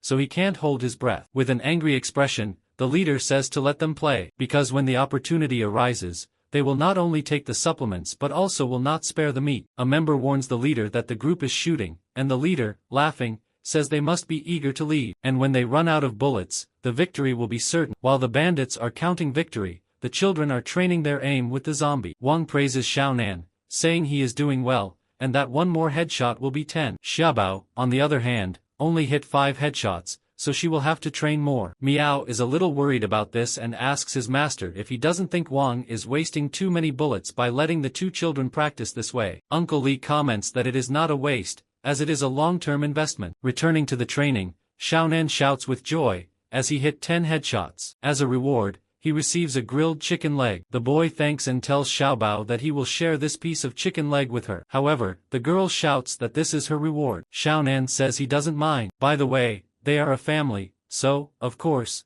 they should share the good things together. At this moment, Tiabal asks about a family with a surprised expression. And after this action, Uncle Lee was proud of the boy. Wang Bin gives more rewards for the daily work, and adds much more work, making the children very happy. Meow, worried, asks the young man if there is really enough food to eat, and he says he has enough. At this moment, Meow thinks of something curious because Prota's bag is full of food. It is always full the next day after being emptied, leaving doubts about where he gets so much food. Although she wants to know, this may be his secret, so it's better not to be curious and intrusive. Chia Bao asks Wang Bin how many zombies he plans to kill, and his brother Nan says he will kill all of them. With that, Wang tells them to be quiet and just watch his performance in silence. From then on, he shot at her, and they spent the night training against these zombies. Several zombies are shown on the ground, and the bandits comment that they have been shooting since the morning, having very strong firepower. The leader, sweating, says not to worry because they will attract more and more zombies,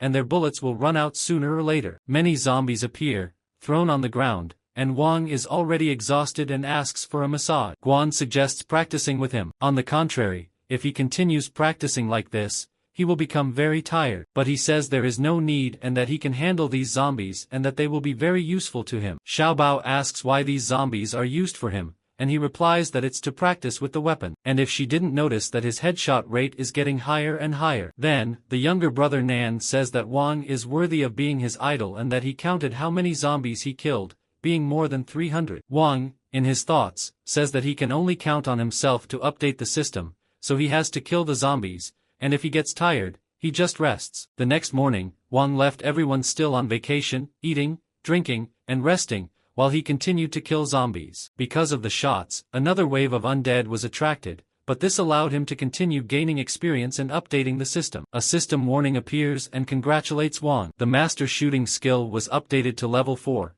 increasing the shooting accuracy rate to 150 points, the critical rate to 150 points as well, and the shooting distance to 350 meters. Now, for the next update, he needs to kill 10,000 zombies. During these few days of shooting practice, besides the bonus of the master shooting skill, Wang's shooting level has already surpassed that of police officer Miao. With the bonus of this skill, the weapon turned into a precision rifle in his hand. Wang says they have been surrounded for the last 7 days, but at least this gave him a chance to improve his skills, an unexpected gain. The young man then grabs a box and says that here are all the things he brought this time, and everyone is surprised by the things in there. Miao comments that they admire the fact that he talks about having enough every time she remembers saving, having enough to eat until he returned. Wang, with his hand on his chest, says to eat at ease and take care of themselves during these 7 days, promising to come back with more delicacies in 7 days. The young man says that after so much time living together, he believes everyone has already realized that he can bring and leave food for everyone, but these foods need to be exchanged for gold and precious jewels. Although the jewels and gold are nothing compared to survival supplements, he has a way to make them valuable and will explain it to them at the right time. Guan tells him not to worry and that he will certainly keep it a secret. Miao also says that no matter what this method is, since he has helped them a lot, they will definitely keep it a secret. Brother Nan says something funny, that even if there are hundreds of weapons pointed at him, he will never reveal his secret. Wang Bin says there is no need to be so serious, and finally, he says he needs to go because there are still many zombies downstairs, so just leave them as caretaker. Already at night in the real world, there are 2 men with watermelons on the street, and Wang appears in the bushes. He turns on his cell phone to see what has happened recently, otherwise, he won't be able to keep up with the news. Looking at the missed calls, the boy says that it must be from his friends. However, he notices that there is a missed call from his ex-girlfriend, Zhao Qian. Wang Bin wonders what she wants with him and if she was abandoned and maybe wants to come back. Walking, he says he won't call Scorja. First, he will ask Hongfei about the store. At home, he talks to his friend Hongfei on the cell phone. Hong asks where he was and why he couldn't talk to him on the phone. Wang replies that he went out to do some things and that the signal there was not very good, so he didn't receive his call. Then he asks Hongfei if the police are looking for him, but he says no, and what do they want from him? Wang says he hit Dong, from Gangaru, and is afraid they will call the police and go after his friend. Hong then tells him not to worry and that they will be hated by people on the street if they ask the police for help. Changing the subject, Hong Fei says that he and Xing Ping are almost finishing the store. Prota says it's okay and that he just wanted to ask something, but since it's already very late, he says they should go out tomorrow and talk about it. When he hangs up, Zhao Qian calls Wang and he answers. He asks the girl if she is looking for him, and she says she heard he injured a member of the Heihu gang with a weapon, and if that was true. Prota asks her if it was true, even because she doesn't decide what he does. Zalkia then says that he was just trying to be kind and trying to warn him. She starts to say that she knows he betrayed her and that she won't ask him for forgiveness. However, when she was going to say something else, he says that she made a big mess and that she should take care of herself from now on. The boy also asks if it wasn't a young Master Li who said that to her, and she says yes. Zhao Qian says that although he was surprised when he found out that Wang was armed,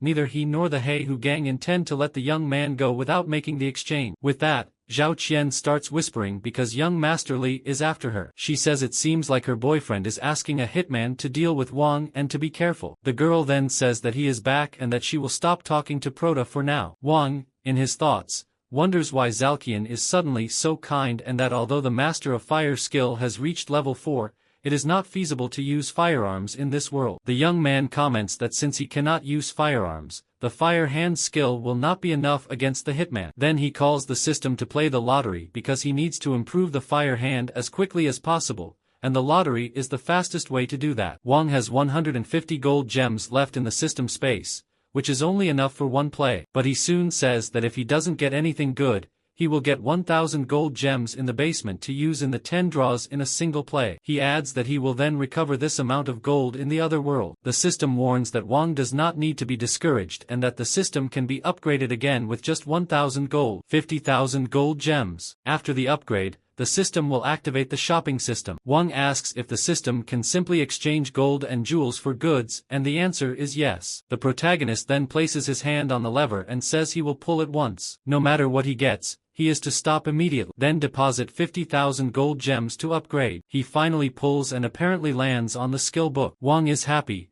saying that he finally got lucky. A skill called Crossing the River quickly appeared. This skill increases agility by 5 points. After successful cultivation, the body becomes as light as a swallow and can cross a large river very quickly. Currently, using it, the Protoss can cross up to 3 meters in a single step or jump 2 meters high, consuming 10 points of internal strength per second. To advance to the next level, he will need to use this skill 100 times. The system also informs that the value of internal strength is formed according to the number of spiritual attributes, and each point of spiritual value equals 10 points of internal strength. Wang Bin's attributes are shown, and he says that, except for spiritual power, his attributes have been increased to a normal level for the end time. After that, he says he will test this skill. On the street, the young man comments that it is 5 kilometers to the city and wants to see how long it takes to run there. He gets ready and shoots off, saying he feels very light. Guys, just a detail I didn't want to overlook, Master Roshi and Naruto appear in an image. Will Wang Bin train with them? Joking aside, Wang Bin comments that it took him only 9 minutes to run 5 kilometers, 2 minutes per kilometer. At this moment,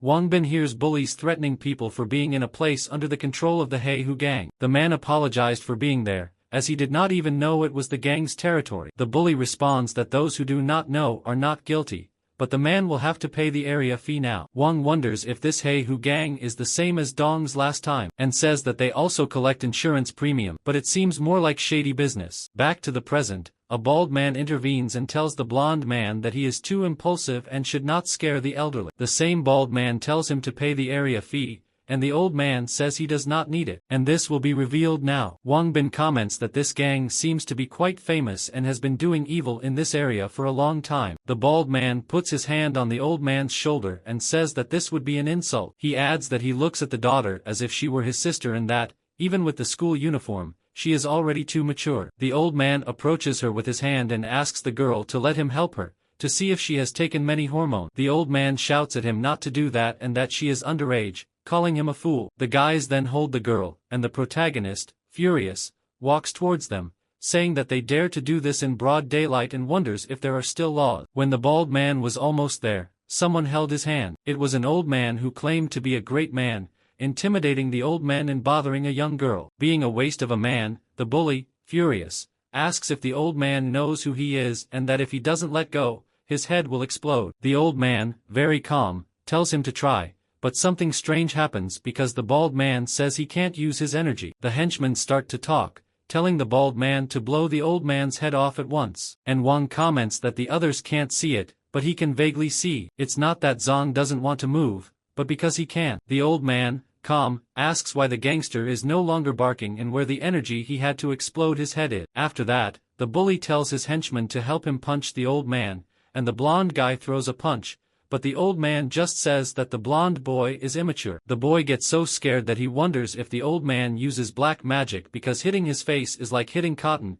not working at all. Smiling, the old man tells the young man that we are already in the 21st century and that today's youth forget all about their ancestors. But to sum up, this is kung fu. Then he uses a crazy technique and sends 2 of them flying, and the old man is strong, you know. The guys flew 2 meters away. Wang Bin is impressed by this and calls the old man amazing. The bald man tells the old man what he wants him to know, like how terrible it is to offend the Heihu gang, and orders everyone to attack the old man. 2 men are armed, and the blonde man advances first. But, obviously, he is also the first to be hit, taking a slap in the face. The other also takes 2 blows to his arm. This gang is apparently bald, because there is only one bald man here. Continuing, the first one comes out with the object, and Wang Bin also hits him. The old man is surprised and wonders if this could be the most symbolic and superior art of Shaolin, the powerful Vajrapalm. He adds that Wang seems young but has a lot of power. After the gang's defeat, the people who were watching are happy with the outcome,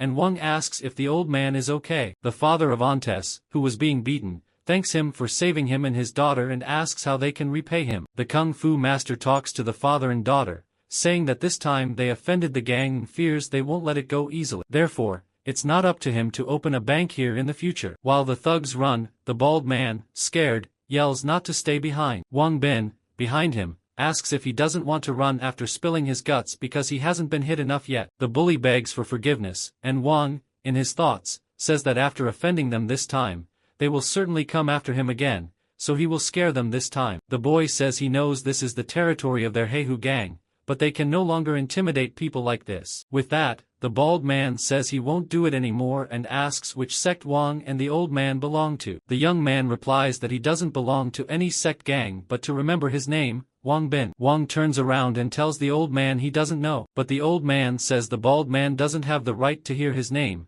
so he will tell him after he leaves. The young man then warns the gangster that the old man told him to leave, but he remembers the young man's name and wonders if it's not him Mr. Wang is talking to. Dong had to deal with this before. The bald man learned that he was not only good at kung fu but also shot Mr. Dong with a gun, which put him in the hospital. After these memories, Wang Bin says again that the old man told him to leave, and the terrified bald man kneels and says he is leaving now. The man from before calls Wang and says he offended the Heihu gang, so they certainly won't let him go easily, so it's better to hurry. The young man thanks for the warning and says he will retire. The old man also asks Wang if he could have a cup of tea since an old man like him is already sitting in one place, and they are talking. The old man says that, in his opinion, the young man has already cultivated his powerful Vajrapalm to level 2 and soon asks how old he is. Wang Bin says he is 21 years old and is still a university student. The old man says he admires him for practicing such deep kung fu at 21. Wang also says he admires the skill demonstrated by the old man a little while ago, and that it was really perfect Tai Chi. The master then says he has a request to make, and could he accept it? Wang Bin says that if it is something he can do, he will accept it without problem. The master's request is to fight with his taiji against the protagonist's Vajrapalm, but the young man says it cannot be done because his Vajrapalm is vigorous and brutal, capable of easily hurting people. The master says not to worry, as his taiji is not weak and the boy will not be able to hurt him. Finally, he says to just fight and consider it a good exchange of martial arts tips. The boy then says he will be grateful for his advice and, in his thoughts, says that now he also feels what is happening with the master. He adds that he also wants to compete with the elderly man and that he does not need to give his best. Continuing the fight between Wang and the master, the old man tells the young man to strike the first blow. He comments that it must be the first, and he's scared. But the old man replies that he has no chance if he makes his move. That's why Wang must be the first to attack. Finally, he tells him not to worry, and that the protagonist can't hurt him. With that, the young man says he'll be polite, and that he will strike first. Wang fires with 30% of his strength, and as he attacks, the master makes a movement with his hands, and hits the boy in the ass, knocking him away. Wang, surprised, wonders how many meters the old man has managed to push with a single palm and if he really is a master, but it seems that he has restricted himself a little, otherwise he would be on the ground by now. The master strikes a pose and says that overcoming force with gentleness is taiji. He comments that the protagonist is really underestimating him, not using all his energy. The boy apologizes, saying that he was too proud and complacent, but that now he won't hold back any longer. From now on, Wang will do his best. The old man is very calm about it, telling him to go ahead and make his move. The young man fires, and the master positions himself for the attack. When the two were very close to each other, the scene changes completely, and we see the old man pouring himself some coffee. He says that it was great to learn from each other today, and the purple protector thanks him for his advice. The master comments that the fact that Wang is able to cultivate his inner strength to this level at such a young age shows that he is a talented boy, but his movements are not flexible enough for him to get hurt. The old man adds that Wang Bin is very inexperienced in real combat and that he needs to practice more real combat if you want to bring the full power of the fox to Vajrapam. Wang Bin thanks him for the lesson and says that, after the fight just now, he has a request and doesn't know if it's appropriate to say so. At this point, the old man says he can be direct and Wang comments that he would like to learn Taiji. He asks if the old man would be willing to accept this stupid junior as his disciple. Apparently happy, the man asks if the young man wants to learn his Taiji, even before he has fully practiced Vajrapam, and if he's not afraid of delaying his own Vajrapam training. Wang Bin, asking for a favor, tells him not to worry about it, and he definitely won't be left behind in Vajrapam cultivation. He adds that he has discovered that, although Vajrapam's powerful attack is fierce, it only uses brute force, which is ultimately useless when it comes to someone more powerful than him. At this point, the young man comments that the Taiji is different because it can penetrate to attack and retreat to defend itself and can even use the enemy's strength against itself. In short, the protagonist thinks that the Taiji can make up for what is lacking in the powerful Vajrapam, if you allow yourself to control it more freely and without fear of hurting others. The master says that Wang has a unique perspective on this and that Vajrapam is Yang's superior martial art skill, being the strongest, but it is also a Buddhist martial art that contains a Buddhist spirit of great compassion. The elder adds that Wang is not arrogant just because he has a great skill,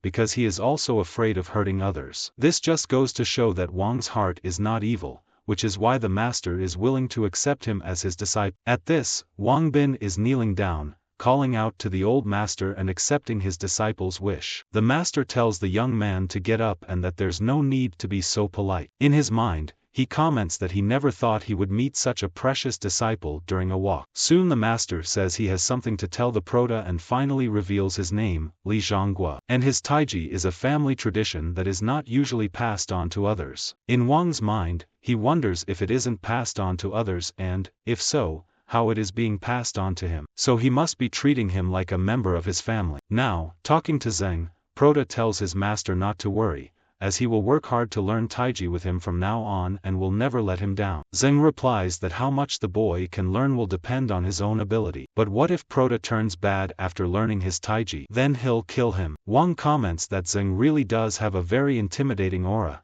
with the demeanor of a great master. Therefore, he has not failed to choose him as his master and to pay due respect. In response to what the master said about killing him, Wang says that he won't do anything to dishonor his master, much less act against his heart or do evil deeds. Smiling, Zeng tells Wang not to be so formal in front of him, just pour him a cup of tea, and the ceremony is over. The young man does as he's told, and Zeng talks to the young man slowly, saying that he's very happy that he's found gold. The same one replies that he is happier to be under his guidance than to have found gold, and the scene shifts to the south of China, in the municipality of Shisheng. There, Wang and his friends are walking. Xing asks Prota if he really wants to buy them luxury cars and if it wouldn't be a bit too extravagant. The young man replies that he will buy a car to improve his efficiency. What's more, they are both shareholders in the company, so he will buy these luxury cars to fit in with their status, being a front. Xing asks Prota which car he will buy, and Wang Yu replies that he is thinking of buying a large travel van. Startled, Hongfei asks if Wang Bin will buy them a luxury car, but for him, a van. Smiling, Wang says that of course he has his plans. In his thoughts, he remembers the people from the other world. If so many people want to ride together in one car, a van would be the most suitable. Finally, they arrive at a dealership,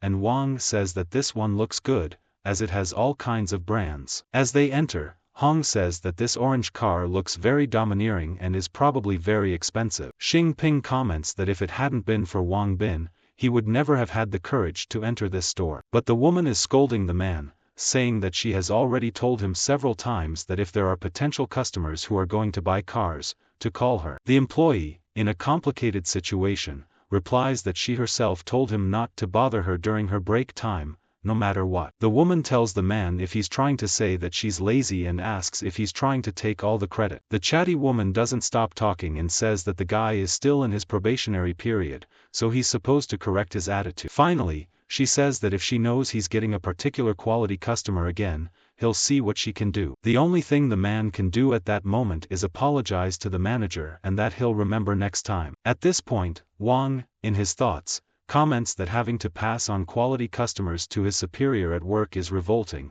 adding that the working environment is really cruel. Wang asks to be excused and says that he and his friends would like to know more about the cars and if they could be shown around. And man, look at those two in the back. See if you don't look like some of our friends. The manager then angrily asks what the two of them are doing leaning on the car, and if they know how much this car costs. So she tells the boy to take his hand away, and that they can't afford to scratch the paint a bit. The woman watching analyzes Wang Bin, saying that his clothes are ordinary. At that moment, she tells the protagonist that he is an ordinary student, and that she doesn't sell bicycles here. Instead, she sells luxury cars worth millions of dollars. Wang, annoyed, asks what she means by that and if she thinks he can't afford them. The manager turns his back on the boy and tells him not to touch the car unless he's going to buy it. After all, he wouldn't be able to pay for the car if it broke down. The woman leaving the premises tells Xiaoli that she will leave these customers with him, and she shouldn't be blamed for not reminding him. But if he doesn't reach the target this month, he'll be fired. Xiaoli, being very kind, tells Wang Bin that she's always like that, so she shouldn't be taken seriously, and will show him the cars. Wang comments that, in other words, the idiot has just said that Xiaoli will be fired if he doesn't reach the target, and asks how much he needs to reach the target. The employee replies that he's not going to lie, that his performance is poor and that there's a long way to go. Wang, being Wang, tells him not to worry because, as long as he serves them well, he will do his best to reach the target immediately. Changing the scene, Xiaoli presents a 4-door CLS sports car with a starting price of 630,000 yuan. Wang and Xing like the car, but Hongfei comments that he doesn't think they need to buy such an expensive car as a front, adding that they can make a good deal as long as they are decent and honest, without needing a luxury car as a front. Wang Bin replies that this makes sense and that he wants to see other cars. Then he tells Xiaoli that this car is very cheap, and if it's a bit more expensive, Wang throws himself on his friend's shoulders and reminds them that they don't have to worry about money, because they've been so good to him that they're like his brothers, and he'll never forget that. So now it's their turn to repay the kindness, and they shouldn't refuse. The two are touched and Wang says that he will make them both great businessmen, and if they become billionaires, while the three of them are at family time. Xiaoli says that this is very touching, and envies his brotherhood, and wonders if they can really afford such an expensive car. Xiaoli shows the boys another car for 970,000 yuan, but Wang thinks it's cheap and asks if there are any sports cars over 1 million. Without understanding, the employee says yes, and a green car is shown to us, the most expensive in this range. Xing and Hongfei are amazed by the car, and Wang says that if he likes it, he should try it out. Xiaoli opens the car door and tells them not to be shy and to sit down and try it out. Hongfei is the first and calls his friends over to try it out too. Xing Ping comments that he has never driven a luxury car, except his father's. Wang asks how much the car costs. And Xiaoli says it's 2,300,000. It's a funny moment, because Xingping and Hongfei are terrified of the price. Hongfei even comments that if he'd known the price, he wouldn't have gone in. The manager arrives just then and, irritated, asks what they're doing. Then the woman asks if Wang can buy a car here, and whoever wants to be there should leave now. Hong says he can't buy it and that he's only sat in it for a while. Wang intervenes and tells him to keep trying the car and take his time, as he will deal with this snob. The manager directs her anger at the employee and comments that these people can't afford a luxury car. Just show them a cheap car and get rid of them. Furious, she continues to fight with the employee for daring to take the boys for a test drive in a multi-million-dollar supercar, which leaves the boy even more crestfallen. Xing Ping comments that she was a bit disrespectful, and Wang tells Hongfei to do something for him later, but he doesn't understand. In short, the woman tells the young man to hurry up or she'll ask the security guards to take them out. Xing Ping gets angry and says he wants to file a complaint against her. Wang tells him not to get upset with people like that. The security guards arrive and the manager tells them that these young people want to fight. Frightened, Xiaoli asks if she's really going to do that and that they're customers. The security guards tell them to leave and a determined Xing says that they won't leave and to try to get them out if they dare. Wang asks what if they don't leave. Then the security guard tells him he's going to hit him and throw him out. When the man touches the young man, the security guards are pushed away, leaving Xing surprised. And Hongfei can also record everything. The woman in his mind calls them poor and assures them that they won't get away with. She tells Wang that she wants him to pay the medical bills immediately and that she will call the police if they don't get the money. The young man simply throws a bar of gold on the ground, saying that this is enough to cover his medical expenses. And besides, they started it. Wang tells them that she came to buy a car and she asked the security guards to harass them, so if she wants to call the police, they won't be afraid. By the way, her brother recorded everything. The guard looks at the gold bar and says it looks real, and the manager wonders if they are just rich kids dressed simply. Wang Bin tells his friends to remember, he says that no matter what kind of customer comes to his store, it's not to be negligent. With that, the protagonist warns the woman that today he's going to teach her a lesson. And everyone who comes here is a customer. And your snobbery has completely ruined your store's reputation. The manager replies that he's bluffing. And Xiaoli comments that she's gone too far. Of course she was going to shout at him, and even says that she's going to send a request to head office to fire him now. Xiaoli nonchalantly says that he doesn't need to, and that he resigned himself, making the woman even angrier. The man says that he always thought that if he treated customers with care and gave professional advice, he could do the job well, but if, in order to improve his performance, he had to become a person like her, he would rather change careers. Wang puts his hand on his shoulder and tells Xiaoli to wait, because he still wants to buy a car, so he still has to continue serving him. The man apologizes and says that he is no longer a salesman here, so he can no longer serve him. Wang calms him down by saying that every sector has a shit rat and that he doesn't want to become that kind of person. This makes the woman in the back angry, as it's obviously her. For a moment Xiaoli is startled by Wang Bin saying that he wants 3 cars of this model, with the best configurations and each in a different color. The sounding woman says that the protagonist is overdoing the pretense, because one of these cars costs more than 2 million, and he wants 3 at once. Look how good it is to be rich. The protagonist simply handed Xiaoli his cell phone so that she could enter his company's account number and send the money. Hongfei couldn't let it go and warned the woman that they would later send a complaint about her rude customer service to the company's head office and that she would be fired. The nervous woman says that if they weren't customers of the store, she would call the police right now, assuming that these young people are troublemakers. A man enters the PC and tells the manager that just now, more than 7 million was transferred to the store's account. The surprised woman goes to check and discovers that the person who transferred it was Wang Bin. In her mind, she says that it's a full value transfer, which is enough for her payment. Wang calmly tells Xiaoli to help them with the formalities of removing the car. At this point, the manager congratulates Wang Bin on becoming the store's supreme VIP. Very interested, she comments that she hopes he will forgive her for what she has just done. But from now on, she will make him feel at home. Wang asks if she doesn't think it's a bit late to assume she was wrong. And Hongfei says that when she sees money, she changes immediately. She changes immediately, not at all sincerely. And if she thinks they should forgive her. The woman asking please says not to do that. If her supervisor receives a complaint from a VIP, she'll lose her job. She exclaims that she should forgive her and that she will do anything Wang Bin asks. Wang asks if this is serious,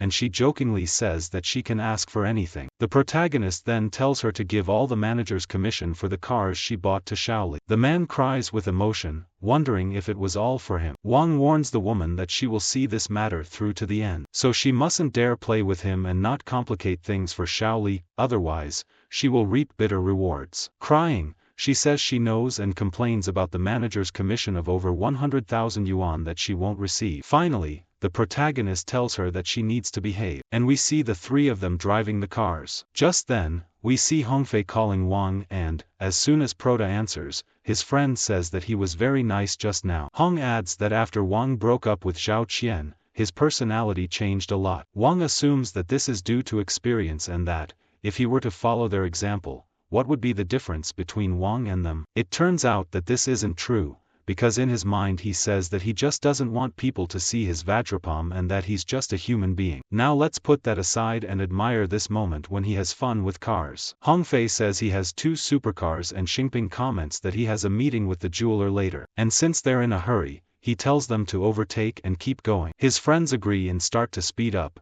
creating a bit of a dispute. A man appears and tells Akiang that the 3 cars behind them are trying to overtake them. Akiang replies to play along again and let him follow. He then speeds up and Hongfei asks if the 2 in front seem to want to compete with them. Xingping says to compete, and if anyone is afraid. He then tells Wang Bin to speed up the car and overtake their car too. Wang, being more responsible, says to wait and asks how long it's been since they last drove. Hong Fei says that, during the vacations, he drove his father's car several times, and it's practically the same situation as Xingping. Wang Bin then tells them not to get carried away and that they're still no match for them. Xingping agrees and says that the fact that they've suddenly become rich has made them a bit impetuous. The same man as before appears and asks Akiang why he thinks the 3 cars didn't reach them before. He replies that he's checked and that those cars don't have registration plates, so they must be in the process of being transferred and registered. The man doesn't agree, as the store certainly wouldn't have the luxury of letting someone drive a car like that without it actually being sold. Akiang then says that perhaps they are cars that have just been bought, and the man says yes and thinks that they are still getting used to the car. Then they say that he's afraid of driving faster. Finally, he says that to buy 3 AMGTs at once,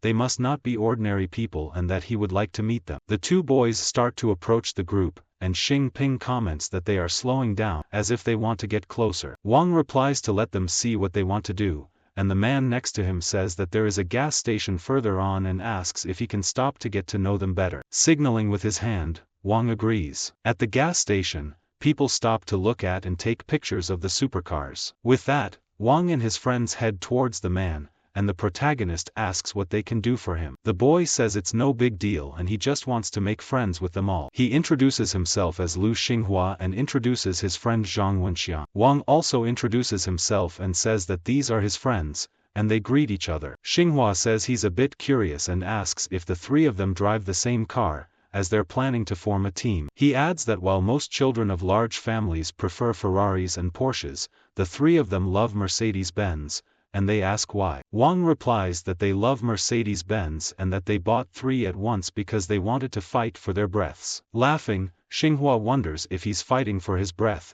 and that it's very expensive. Akian comments that he hasn't driven the AMG GT version yet and asks what it's like. Wang then throws him the key and tells him to try it out. Akiang, surprised, asks what Wang is doing, and the protagonist says that whether or not the car is good to drive, he will only know for himself. Akiang asks if he would really let him drive his car and if that's not very nice. Wang asks what's wrong with this and that he should be able to drive a sports car like this easily. Xinghua says that they say a car is like a woman you love, so you shouldn't have borrowed it, but I didn't expect Wang to be so generous. On to the cars. Akiang warns Wang Bin that the Ferrari is worth 5 or 6 million and that if he crashes the car, Wang can keep it. Wang laughs and says he's going to make a fortune. The boy tells him that the protagonist can drive his Ferrari while he drives Akiang's. Hongfei comments that it really is a wife swap. In this case the car on a grand scale, adding that it's rare to meet new brothers these days and giving the idea of finding a place to eat together. After a good chat,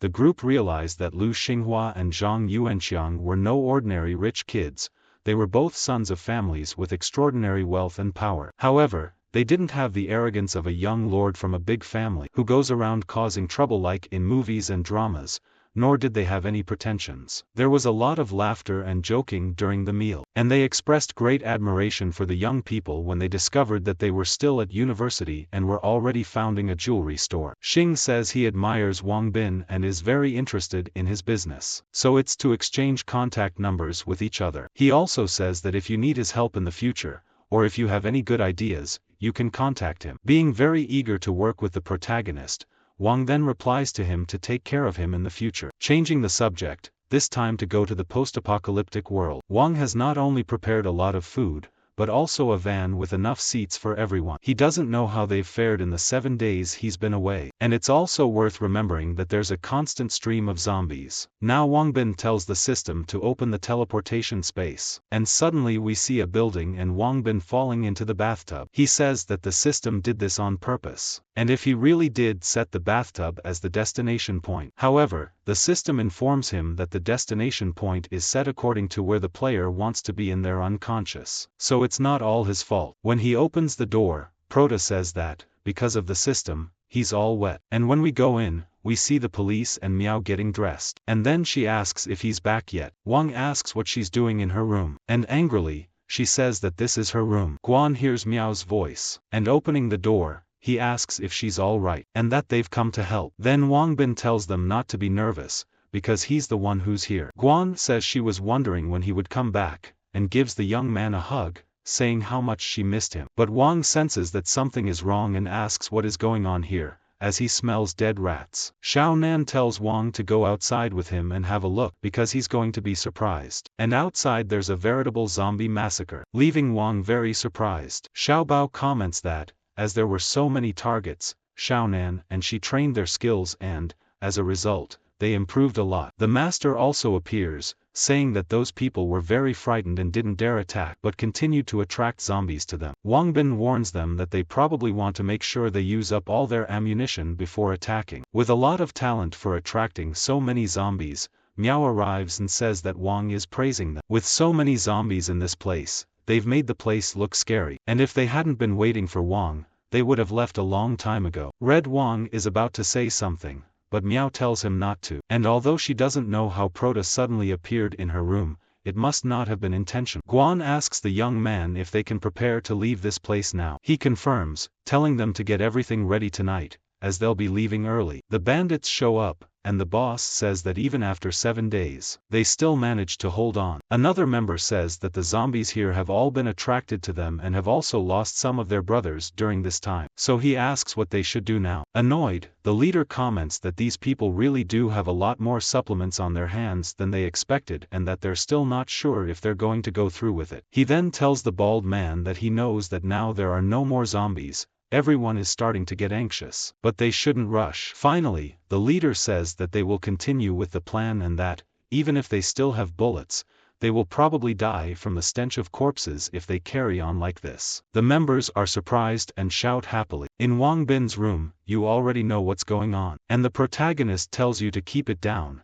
because the Miao in the next room will hear. Red Miao says she heard and we're already in another day. On that day, we see a man and the leader of the guards. The members wonder what's going on, and the leader is terrified to see that they have a car. The man behind him asks if he should go after them, and the boss says to chase them and comments that they might even get gas, asking if they can afford to mess with people like that. The man stops to think and says that if they go after them, they'll end up being wiped out. And Wolverine tells them that they can search the place where they stayed and see if they can find the supplements they forgot to bring. Then a strange scene takes place, as a zombie has apparently fallen in love with a zombie, but ended up being run over, leaving only his head. In the car, police officer Miao is driving and tells Wang that he hasn't driven for a long time, asking, why isn't he driving instead of her? The protagonist says that it doesn't matter, she just needs to drive, and that she'll buy another one if it breaks down. Guan asks Uncle Lee if he's okay, and it's sad that he says he hasn't been in a car for a while, so he's a bit uncomfortable. Brother Nan calls Wang and says he has a question he can't understand. Then he says that those people didn't just want to attack them,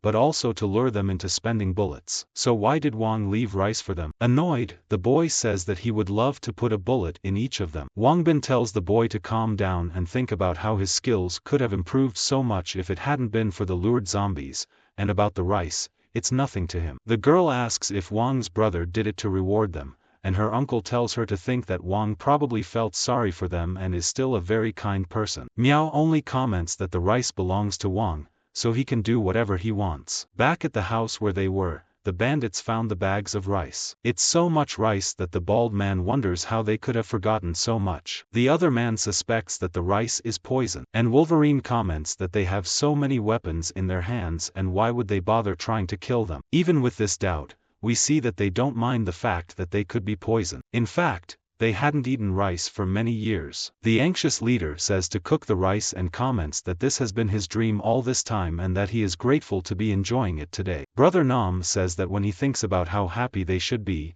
he ends up getting very upset. Wang Bin tells him not to get depressed and that he's going to tell him something happy. At that moment, Wang says he's put something in the rice, and his brother Nam is confused, but, whispering, Prota says he's put some kind of lashant in. After hearing this, the boy says that Wang did a good job, and Miao asks what they're laughing at, but Prota replies that it's nothing. Changing the subject, they're heading towards the survivors' base. The roads were full of abandoned cars, and they had to pass through the back roads, having to alternate between walking at one point and continuing to drive at another, so that the whole journey remained very slow. According to Uncle Lee's knowledge of the route, they need to pass through a town to reach the survivors' base. Everyone was a little worried, as they didn't know what was happening in the city. At night, the group got ready and rested in the tents they had brought, while Miao and Guan kept watch in case anything happened. During the day, they sat on the last seat to rest. They were excitedly imagining what the survivors' base would be like. And after a long journey, they finally arrive at the base. Uncle Lee asks Wang Bin to take a look and we see the destroyed city. The protagonist comments that it seems Uncle Lee's geographical judgment was correct. Even with this destruction,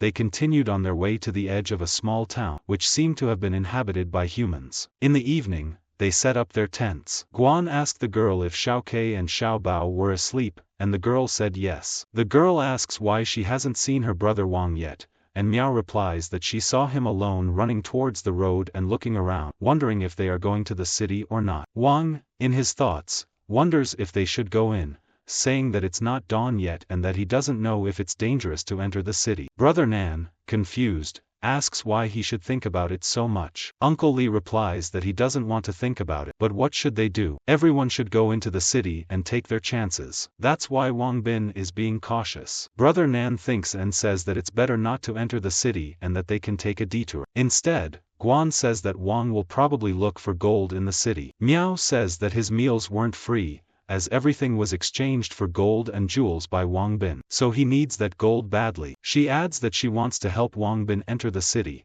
but this matter is related to everyone's safety, leaving her with her foot a little back. The little boy tells Wang Bin that they are going to follow him to the city to find gold, and that everything they have was given to them by their brother Wang. He asks what's wrong with taking a bit of a risk for him, and besides, they're not novices, and they have guns in their hands. Uncle Lee, surprised, comments that he didn't know the brats were braver than before. He asks Xiao to tell Wang Bin that they still have no problems protecting themselves, so Wang doesn't have to worry so much. The girl also says that now Xiao Bao no longer needs her care, so now there's no problem for her protecting Kiki alone. Guan says that it doesn't matter what decision her brother Wang makes, she will follow him and stand by him. She adds that if the police want to convince Wang Bin, it's best to go ahead and not think too much about it. The police then comment that, as everyone agrees, she will talk to Wang Bin. The protagonist is in the same place. He thinks that although he wants to update the system quickly, he doesn't know if there is gold in this town or not. This would be even more problematic if they encountered another local tyrant gang,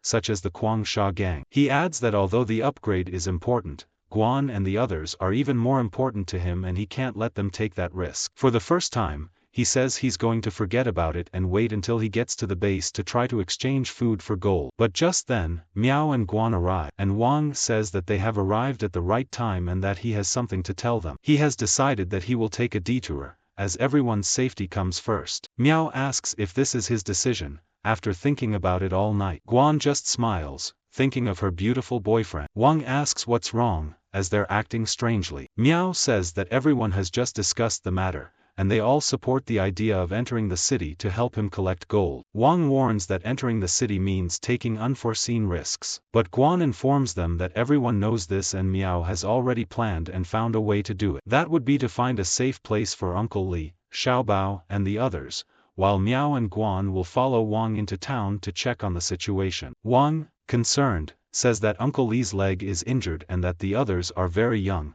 so he doesn't feel comfortable leaving them behind. Miao replies that, after all that training, Xiao Bao and Xiaonan's aim has improved a lot, so if they don't encounter a large group of zombies, they'll be able to protect themselves. The protagonist goes to say something, and Miao puts his hand on his shoulder, saying that there's no need to worry, and that since the first time he helped them destroy the 4 gangs, they are mentally prepared to cooperate with Wang. Finally, she says that they are a family, who have been through great adversity together. Therefore, their problems are also family problems. This makes Wang more comfortable, and Guan exclaims that Officer Miao is right. No matter what happens, they will move forward and backward together with him, because they will never leave him behind. Wang Bin thanks them and comments that he's going to bother them to go with him. Just then, Brother Nan says that Wang Bin has returned and he himself says that he's in a good mood today. He comments that this is a rare break for everyone, so why not take the opportunity to play a song for them. At this, the protagonist picks up the guitar and says that he learned to play when he was chasing Zhao Qian,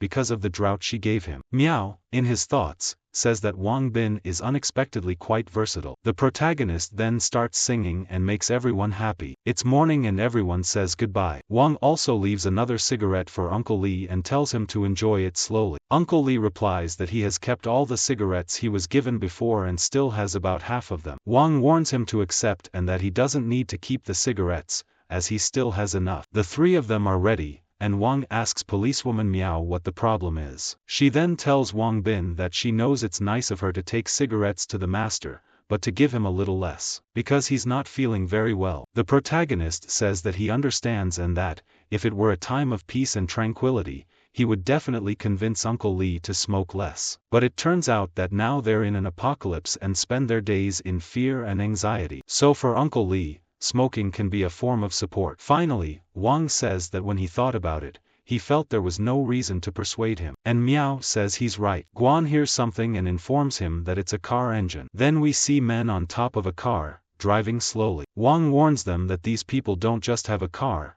they also have guns. And that these people seem to be gangsters from the region, just like the Kwangsha gang. He adds that it looks like the small town they're heading for is a base. Guan says to finish these people off first. And Miao, being very affectionate, says that it's good to leave him alive and torture him to get information about the town. Wang, shocked, says that they can in fact exchange food for information. And Miao wonders if they will try to kill them or run them over. After all, just one bag of bread in a post-apocalyptic world is enough to drive anyone crazy. The protagonist tells her not to worry, as they can use a little trickery. But the two of them will have to cooperate with Wang. Switching scenes, we see two men in a car, and the one driving says that there seems to be something in front of them. In front of them are Wang Bin and Miao. The bald man tells them not to move. The two look at them and raise their hands, as if they had been ordered. This shows us Wang Bin's plan. Miao and Wang Bin will negotiate with them without their weapons. And Guan will hide in a high place, like a sniper. And if anything goes wrong,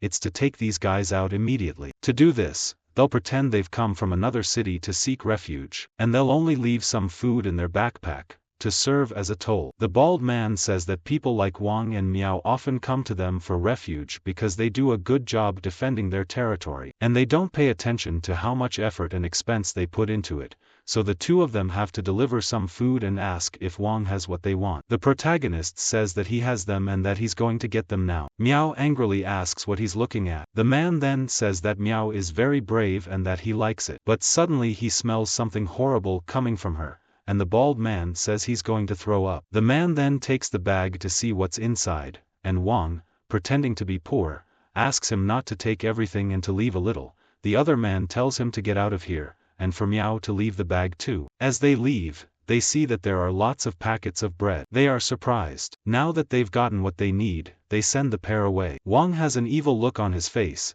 as if he's done everything right, and Miao, in his thoughts, comments that it seems Wang Bin's plan is still working. And even though it's a bit uncomfortable, it will help them in problematic situations. Hiding, Miao says that Guan is waiting and that she has to go. Wang tells her not to worry, and that Miao asked a few days ago for people to be moved by the sight of such a beautiful woman. And in red she asks what he's thinking of doing at a time of crisis like this.